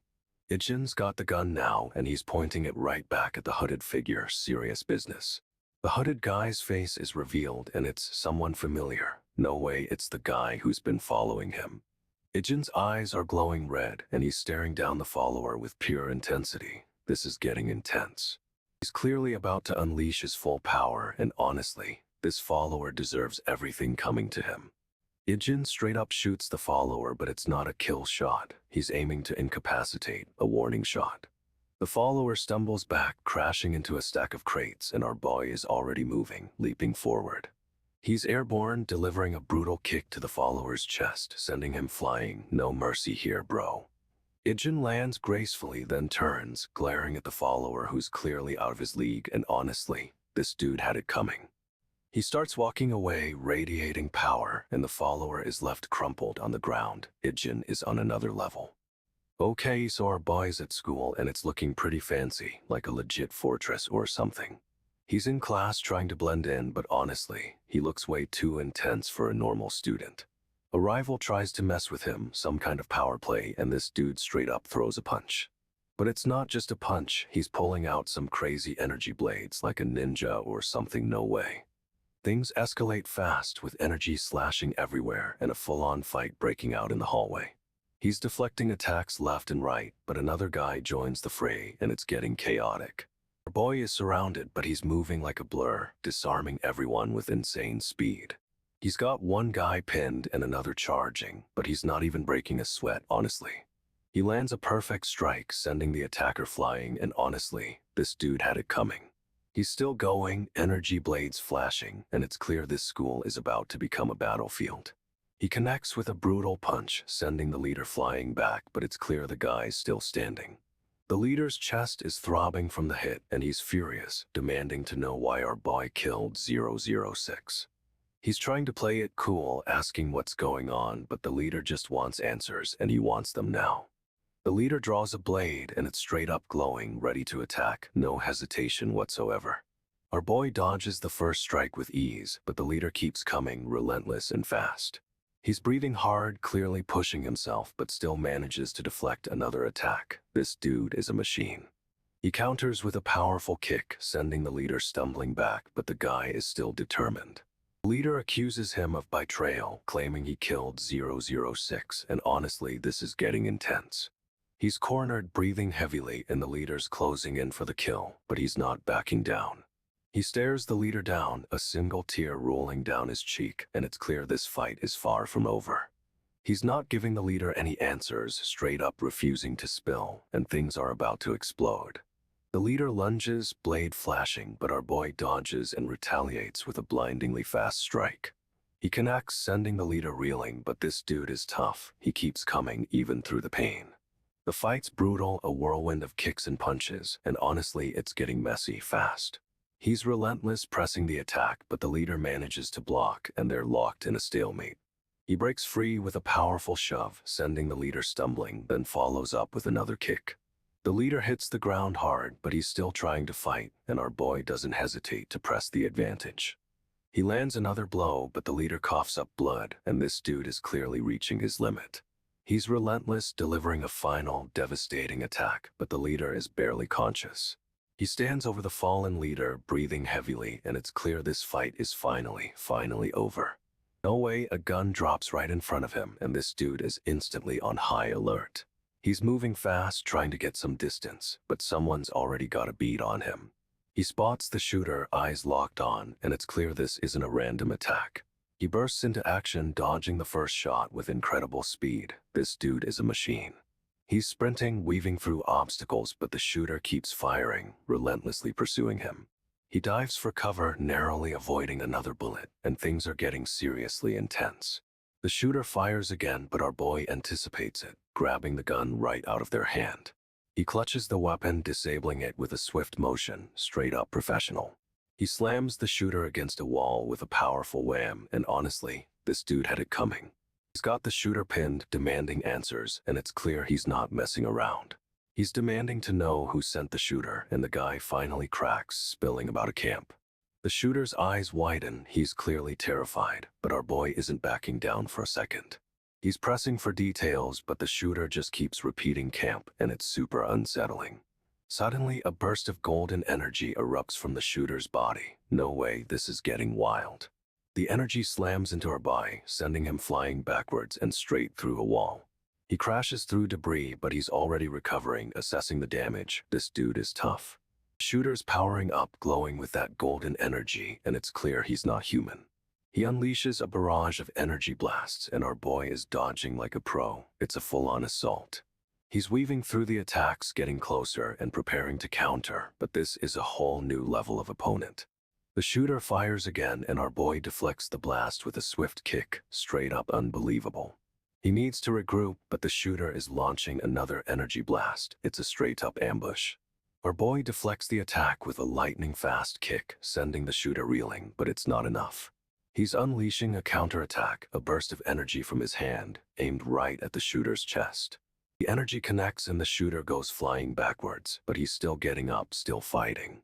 He's chasing after the shooter, determined to finish this, and the dude is scrambling to escape. The shooter tries to make a break for it, but our boy is too fast. He's gaining ground quickly. He delivers a final blow, sending the shooter crashing to the ground, but something's wrong. He's not moving. Our boy collapses, clutching his side. He's wounded, bleeding, and clearly exhausted. He's struggling to stay conscious, but he manages to push himself up, needing to move, needing to escape. He stumbles and falls, completely drained, but he has to keep going. No time to rest, bro. His phone rings, it's Ijin Yu, and for a second he looks totally thrown, like what's happening. He answers, stepping away from everyone else, and the look on his face shifts, serious, focused, bro. He says what's up, but something's definitely off. He's already calculating what Ijin Yu needs. He's walking now, pacing through the school, still on the phone. He promises to call back soon, but he's clearly headed somewhere. He's moving fast, practically power walking, and you can see the tension in his eyes. Something big is going down. He hangs up, but his expression is ice cold. He's got a mission now, and he's not messing around. Another guy is looking at his phone, and this dude is pissed. He's staring at the screen with pure fury. He's walking, striding through the school, and honestly, this dude is radiating danger right now. He says no, just one word, but it's packed with steel, straight up refusing whatever was asked of him. He repeats his promise to call back, but his eyes are locked on something or someone off-panel, and it's intense. He's seething, absolutely furious, because 001 distracted the assassin who was after him, and honestly, that could have been it. He's thinking back, realizing 001 constant questioning might have saved his life, but he's still mad about it, bro. He vows to call 001 back later, but it's clear he's got bigger problems now. He's focusing on someone else entirely. Our boy Ijin is seriously hurt, nursing a wound after a fight, and looks totally unfazed. Someone's watching him from across the street, a mysterious figure with bright blue hair. He overhears them talking about Daein and instantly knows they're connected to her somehow. A woman approaches Ijin, asking how long he's staying in Korea, and he gives a super vague answer. This dude is holding a green soda, but honestly, it's a distraction from the serious vibe. Another guy walks up looking menacing with a hoodie and a cap, and Ijin's immediately sizing him up. The hooded guy says he's staying until he finishes things here, which is a huge red flag. Ijin replies he's staying until he finishes things too, a straight-up challenge disguised as a casual response. The hooded guy suddenly lunges, swinging a blade at Ijin. No way this is happening so fast. Ijin reacts instantly, dodging the attack and grabbing the guy's wrist. Seriously, the speed is insane. He twists the guy's arm and the blade goes flying, but then another attacker jumps in from behind. Ijin throws the first guy at the second, creating chaos, but honestly, this dude had it coming.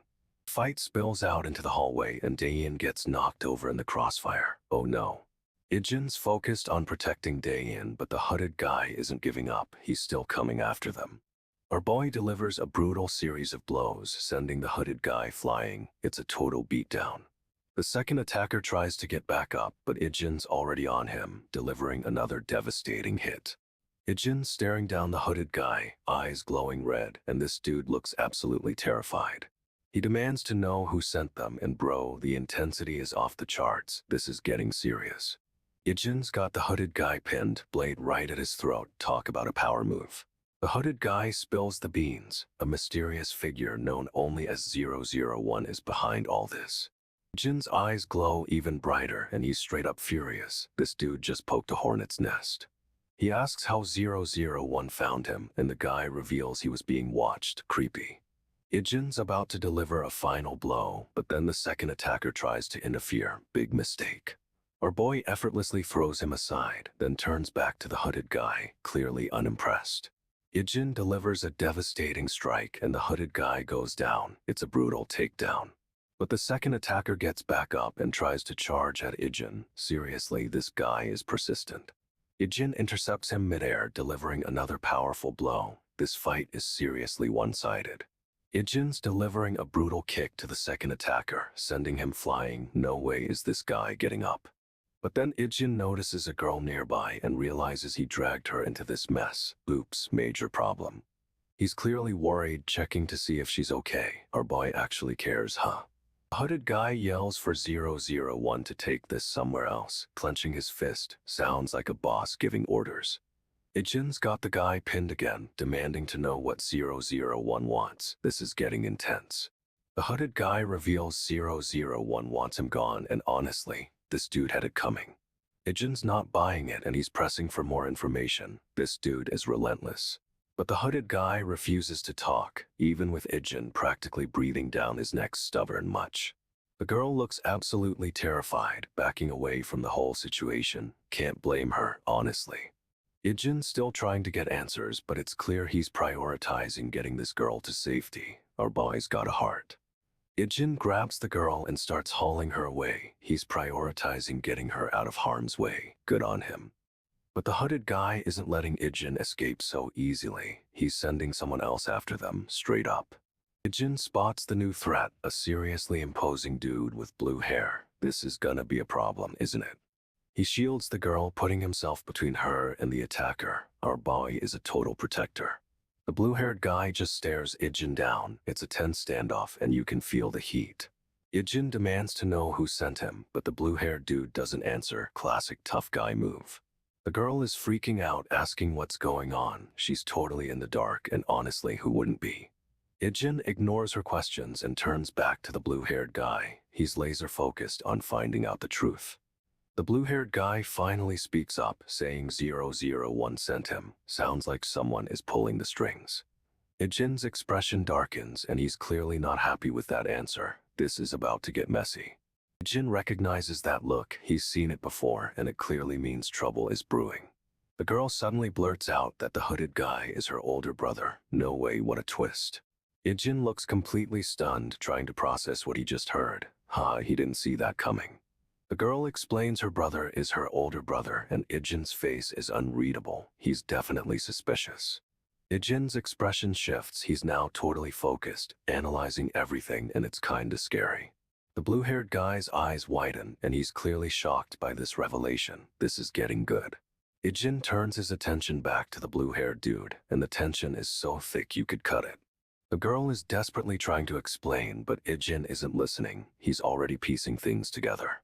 He's recalling a past mission, and it's linked to the girl's brother. This dude is a master strategist. Ijin realizes the brother was also a subject of the 001 project. But how does it all connect? Ijin asks the blue-haired guy if he can give them a moment, and the girl looks totally confused. What's happening?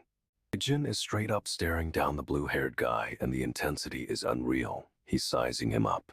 The blue-haired guy gives Ijin a nod, and it's clear he's accepting whatever Ijin wants to do. Okay, this is tense. Ijin turns back to the girl's brother and starts laying out what he knows. He's connecting the dots fast. He reveals the brother was a subject in the same 001 project, but how does this all tie together? Ijin remembers a mission from years ago involving a target who looked just like the brother. No way, it's a flashback.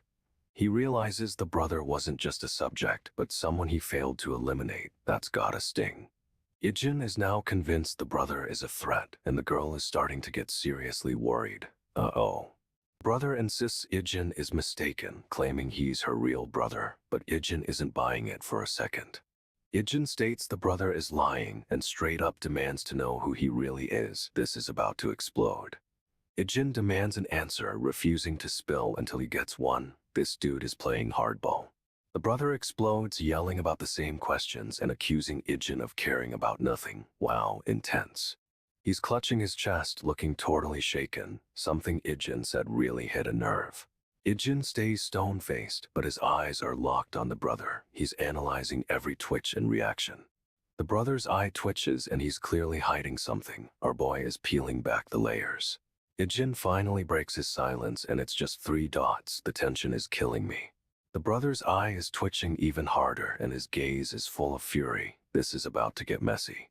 Okay, so this guy thinks he's found a safe spot, but he's dead wrong. A shadowy figure is already creeping up on him. The dude spots the figure and his eyes go wide, realizing he's in serious trouble, like majorly. The boy is straight up losing it, eyes glowing red as some kind of power surges through him. No way. He's completely overtaken by this energy, a red aura exploding around him, and honestly, it's kinda terrifying. Someone's looking for him, but this dude is blending into the shadows, trying to stay hidden, playing it cool. He's turning a corner, trying to evade whoever's after him, but it's clear they're closing in fast. He sees someone, but it's just a random student, and he looks genuinely shocked to see our boy like this. The student is confused, but our boy is focused, scanning the area, determined to find whoever's hunting him. He's still on edge, eyes narrowed, clearly not trusting anyone, and honestly, he's probably right not to. This other guy says he feels like our boy is even more intense than when they fight, and that's saying something. So this other guy is down for the count, but our boy's still wired, scanning for threats, totally paranoid. He's leaning in, trying to see if the downed guy is actually okay, but it's all a setup, bro. Suddenly, another figure drops from above, ambushing the first guy. It's a full-on brawl. This dude is taking a beating straight up, but our boy jumps in, protecting the other guy, no hesitation. He asks if the other guy is alright, but gets a weird response. This dude's got secrets. The guy admits he's a traitor, but then drops a bomb. He's never lied to them before. Wait, what? He's saying our boy can trust him because he's always been honest, which is a bold claim, honestly. The other guy's skeptical, questioning how he can believe this traitor is even still alive. The traitor insists he's alive and things are about to get real. This dude is playing a dangerous game. Our boy is staring him down, clearly not buying it, and I don't blame him. Something's definitely off. Our boy finally pieces things together. The traitor wasn't betraying them, he was betraying the camp. The traitor reveals the whole camp mobilized to hunt him down, but some key players weren't as thorough. He claims if it weren't for those specific people holding back, he wouldn't have survived. It's a total mind game. The traitor drops another bomb. They hated the camp more than they hated our boy, which is intense. Our boy stares him down, and honestly, he's right to be suspicious. This is getting way too complicated. Traitor explains everything, but it's a flashback to him running through a dark forest, dodging attacks. He's getting lit up, dodging bullets like a pro. This dude is a straight-up survivor, no doubt. But it's a desperate escape, and he barely makes it out alive, thanks to those unthorough allies. Back in the present, the traitor smirks, implying someone else was pulling the strings all along. Our boy is still stone-faced, and you can tell this isn't over. The secrets are piling up fast. Our boy refuses to reach out until the traitor makes the first move. He's playing it cool, but bro is suspicious. The traitor says escaping the camp was only possible because of help from within, but it's also shady. He reveals their family but barely speak, which is a weird detail. This dude is dropping hints left and right. The traitor straight up accuses someone of hiding, claiming they're the reason Oog went off the grid. He explains the camp would have used that information against both of them, and our boy looks concerned, to say the least. The traitor insists it's the only way to ensure Oog's safety if they find out he's still alive. No way this is simple. Our boy is staring intently, and you can tell he's trying to read between the lines. This dude is a master manipulator. The traitor is holding a can of soda and looks completely unbothered. It's unsettling, honestly. But our boy isn't letting up, and the tension is building fast. This confrontation is getting intense. The traitor's eyes flash, and he's clearly hiding something. This dude is playing a long game, and it's scary. Our boy asks how the traitor found out about Oog. He's clearly putting the pieces together. The traitor drops a bomb. Oog is being protected by someone on the inside, and a full search is impossible. Traitor points out it's strange no one's found Oog yet. Something's definitely off with this whole situation. He reveals Oog is safe because of 006, but bro isn't giving up any more details. This is frustrating.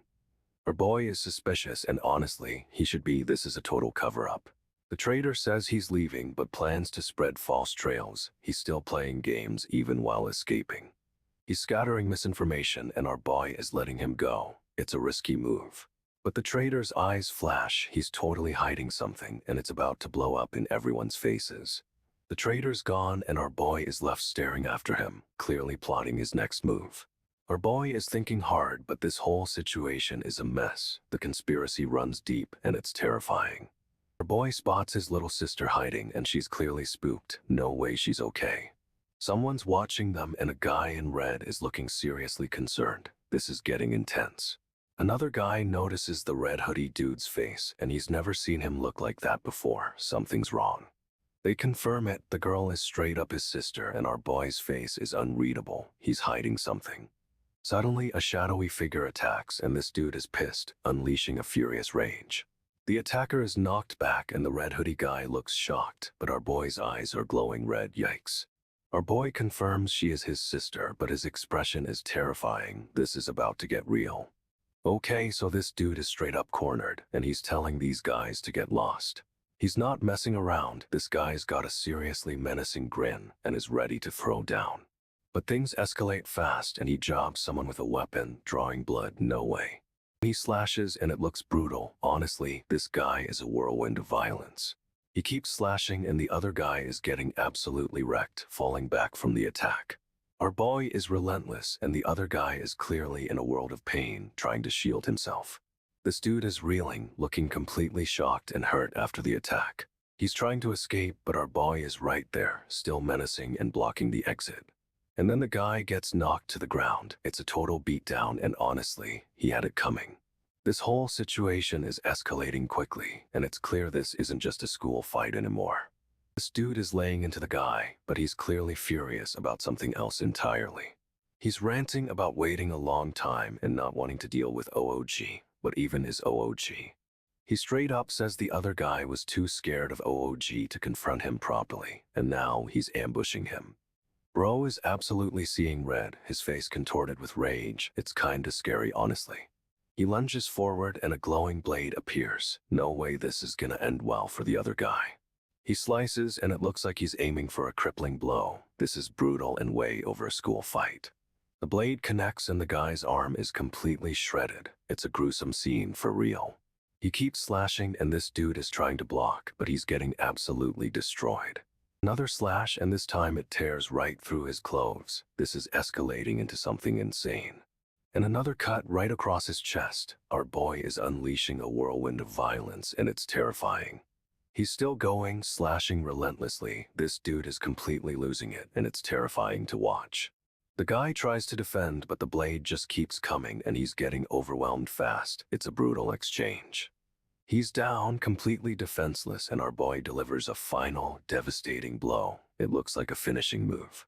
The guy collapses, bleeding out on the floor, and this dude just stands over him, looking furious. He's absolutely livid, spitting out insults, calling the guy a cheeky little bastard. No chill at all. But then another figure arrives, a man in a military uniform, and he's picking up something off the floor. It's the glowing blade, and the man is examining it with a serious expression. Something's definitely up. He looks up at our boy, and you can tell there's a history there. This isn't a random encounter for sure. The man bends down, checking the injured guy, but honestly, it doesn't look good. This is serious damage.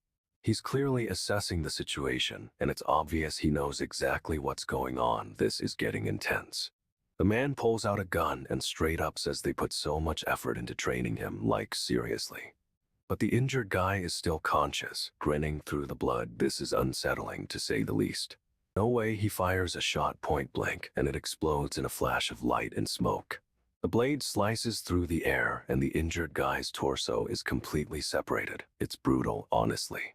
The man in uniform just slumps, looking shocked. He didn't expect that, did he? Our boy stands over the body, gun still raised, and declares no matter what the guy says, it won't change things. Close up on the injured guy's eye, it's glowing red, and he's still staring at our boy with that creepy smile. The injured guy launches himself forward with insane speed, a blur of silver hair and red eyes, no time to react.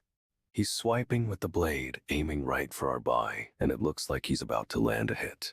However, our boy is already moving, dodging the attack and preparing to counter. This is gonna be epic. The injured guy falls, clutching his side, but he's still trying to get up. This is relentless. This dude fires again and again, point blank, completely unloading the magazine. It's a brutal spray.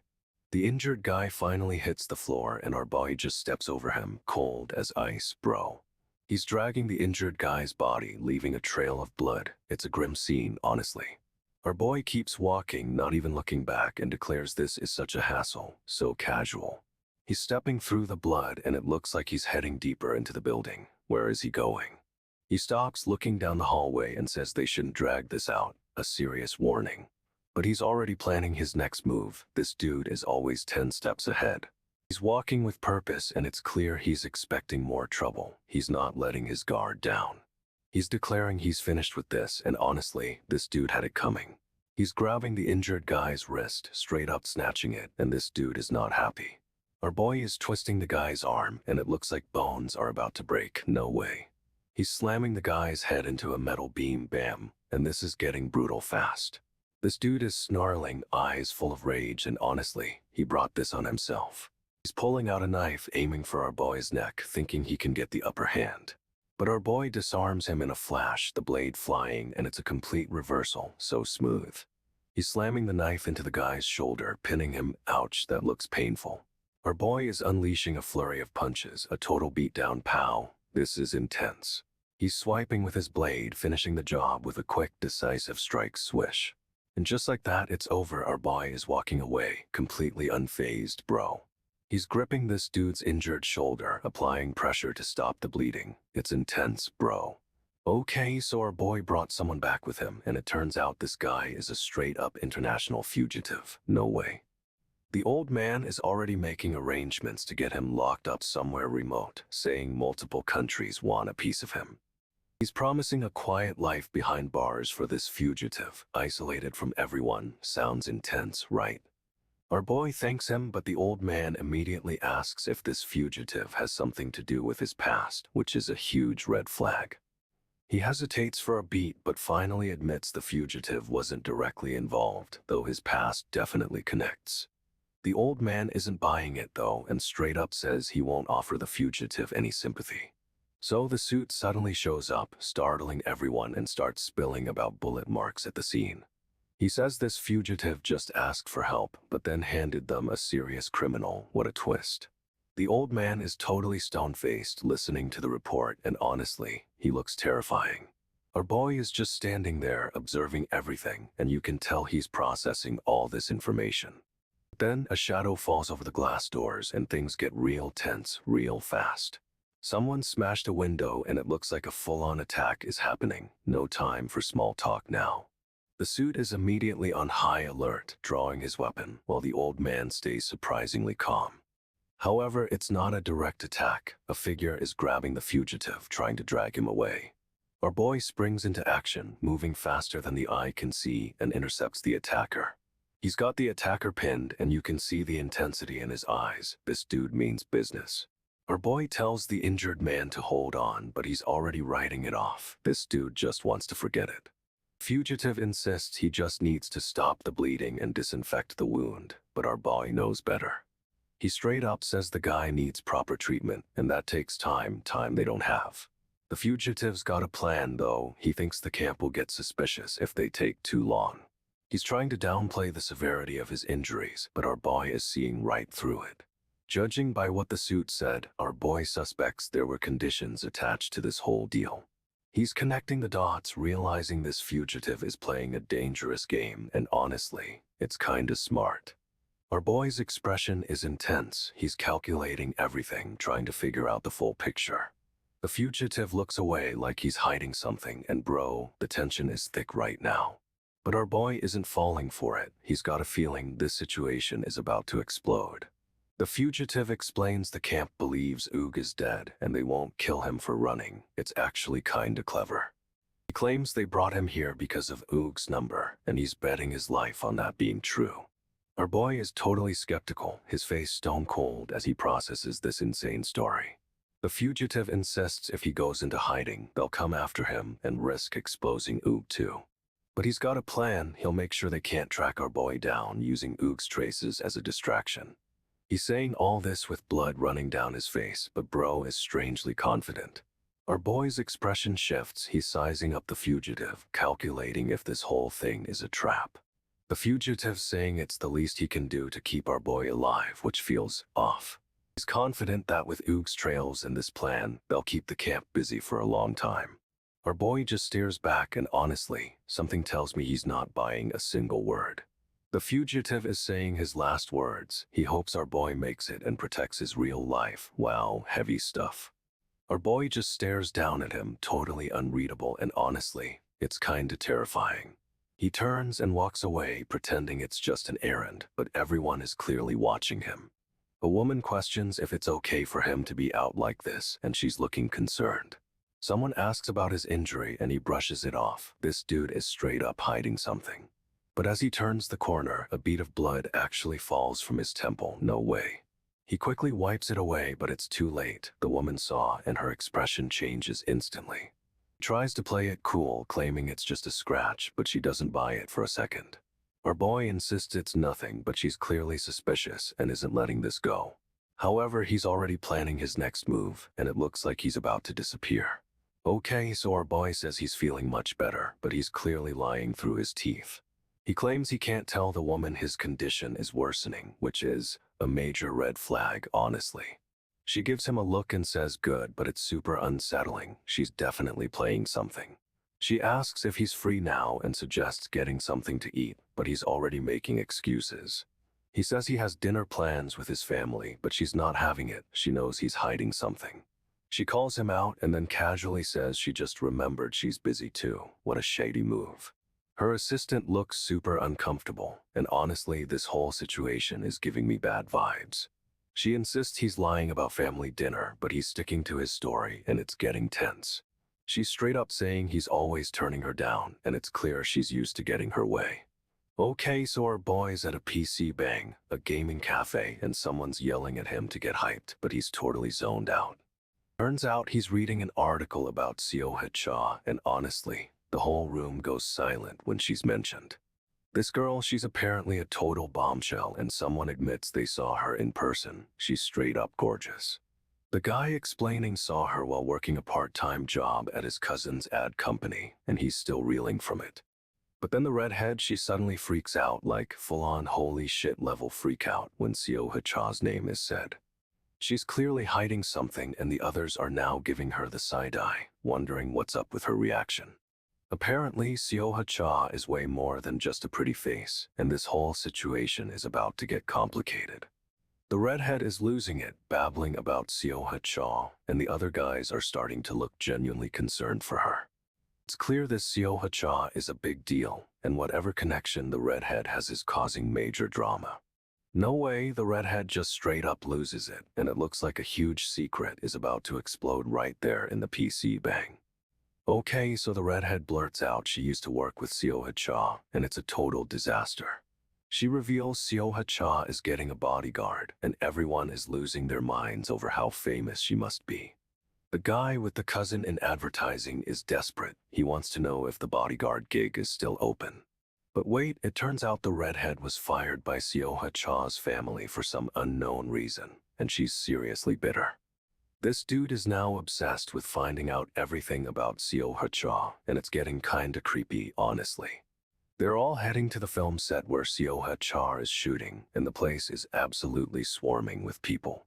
Our boy is walking through the set, scoping everything out. He's in full mercenary mode, and it's intense. They finally find the recording room, and there's a sign on the door, Seo Cha, it's happening.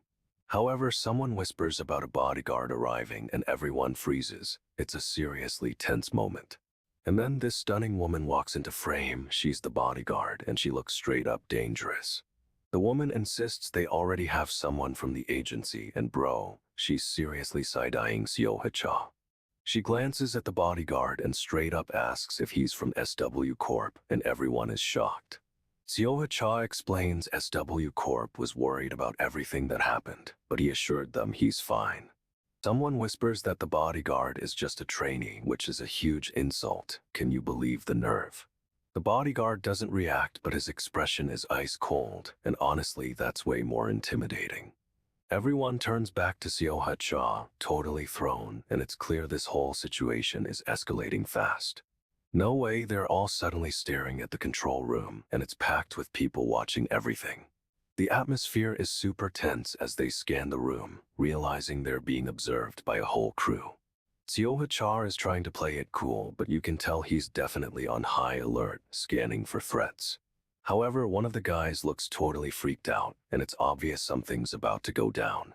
Seoha Cha steps forward, ignoring everyone, and heads straight for the waiting room. He's not messing around. Everyone's whispering who is that as he confidently strides past, and honestly, it's kinda intimidating. The suited-up bodyguard is watching everything, and he mutters to someone on the phone about a trainee rude. He says SW Corp sent him for experience, but Seoha Cha's about to show him what experience really looks like. Someone on the phone begs for help, and it's clear they are realizing they are in over their heads. Uh-oh. A woman with silver hair looks shocked, and the bodyguard is seriously giving her the side-eye. Drama is brewing. The bodyguard receives a knock, and his expression doesn't change, but you can feel the tension building. He opens the door, and everyone stares. It's a total standoff, and the atmosphere is electric. The bodyguard's face is unreadable, but he's definitely not happy, and the woman looks totally confused. The door slams shut, and everything goes black. No way, this just got real, and we're left hanging. Jin Yu straight up introduces himself, and the bodyguard looks underwhelmed, to say the least. The bodyguard's talking to someone, and he's clearly not impressed. He thinks Ijin is just a kid. But then the bodyguard gets a call, and his whole demeanor changes. Something's seriously wrong. He's getting reports of trouble, and it's clear whatever situation he walked into is escalating fast. Bodyguard's eyes narrow behind his shades. He's realizing this isn't a simple gig, and things are about to pop off. He tries to tell someone it's a joke, but honestly, it's too late for that. The situation is spiraling. Ijin asks if he can come in, and the bodyguard's giving him a look that says you have no idea. And that's it, cliffhanger. Our boy is walking into a total mess, and I'm already bracing for impact. However, the bodyguard is clearly annoyed, but also has a weird look in his eyes. He's trying to figure out what's going on, but this dude is a walking, talking problem. Our boy walks into the room, and it's immediately clear something's off. The woman is getting her makeup done, looking totally stressed. The woman sees Ijin, and her eyes widen. She's clearly shocked and maybe a little scared. Bodyguard steps forward, trying to block Ijin from view, but this dude isn't backing down. The woman's staring right at Ijin, and she's starting to put things together. No way she recognizes him. She demands to know his name, and Ijin smoothly drops that he's Ijin Yu. Smooth move, bro. The bodyguard seems to catch on. He's finally realizing Ijin isn't just some random kid. He confirms Ijin's name, and the woman's face falls. She's definitely connected the dots now.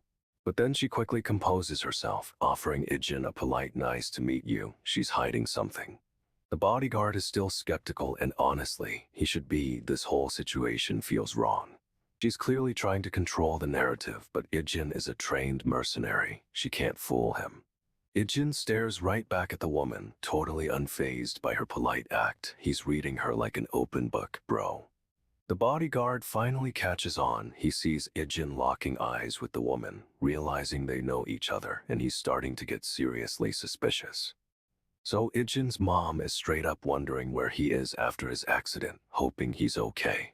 Someone tells her he went directly to the studio, which is good because he needs to recover. But he's not fully healed, and she's worried about him pushing himself too hard. Her agency assigned him a bodyguard, Ijin, so she figures he won't be overdoing it. She tells the guy she sent Ijin to the studio so he could take it easy while recovering. Ijin's mom thinks he won't even complain about being bored. She clearly underestimates this dude. However, the bodyguard confidently says it's going to be a cakewalk. Oh, he's about to eat those words. And honestly, that cakewalk comment is immediately proven wrong. It's gonna be anything but easy. She corrects him, saying young people call it a cakewalk now. It's a generational misunderstanding for sure. Ijin's bodyguard is scanning the studio, acting like he owns the place, but something feels off.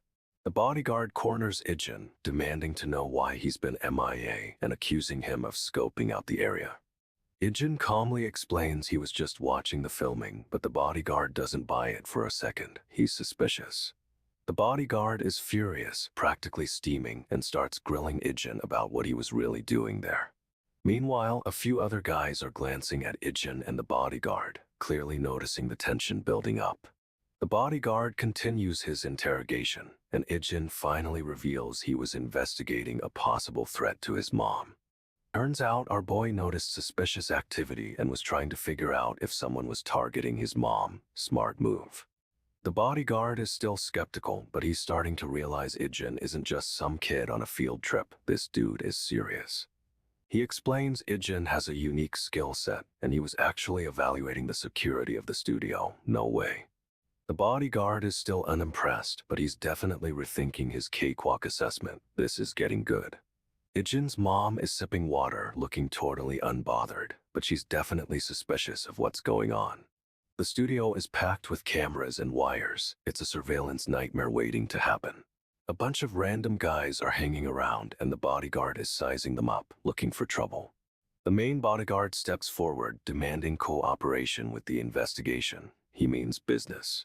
Ijin's mom asks what's happening, but honestly, she seems more annoyed than scared right now. The bodyguard hands over a clear plastic bag inside, a tiny spy cam. No way. The camera is shown in detail. It's small, sleek, and totally inconspicuous, straight up creepy. The camera is then shown in a bright, white, reflective space. It's like they're highlighting the evidence. Another shot of the camera glinting in the light. Someone was definitely watching. The bodyguard stares and yells, "A spy camera." This is escalating fast, and Ijin is about to unleash.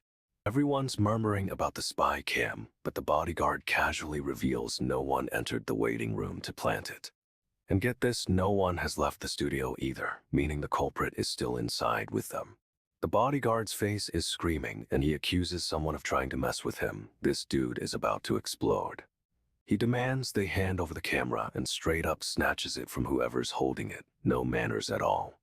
But as he examines the device, a mysterious figure appears, their face hidden in shadow, looking menacing as heck. This dude's eyes are glowing, and he's giving the bodyguard a death stare. Things are about to get real. The bodyguard tries to intimidate him, but our boy isn't backing down. This is a power play for sure.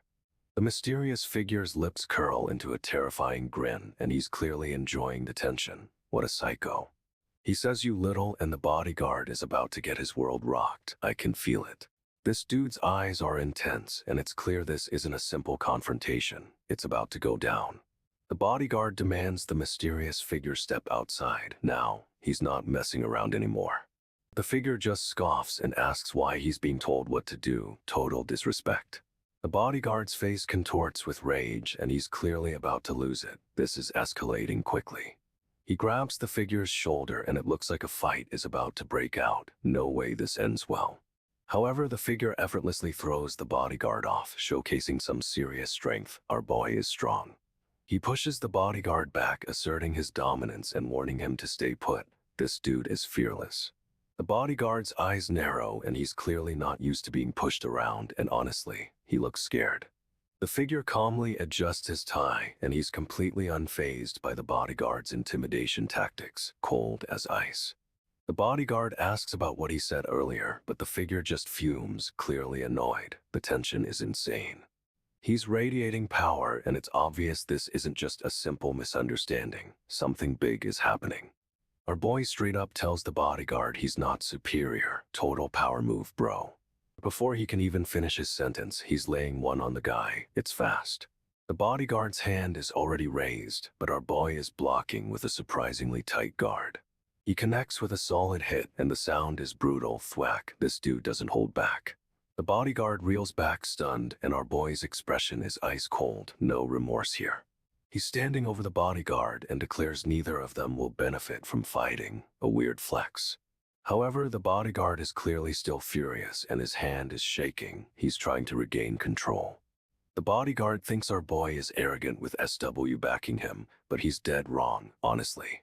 And just as the bodyguard is ranting, you can see our boy's hand is starting to quiver. Something's up.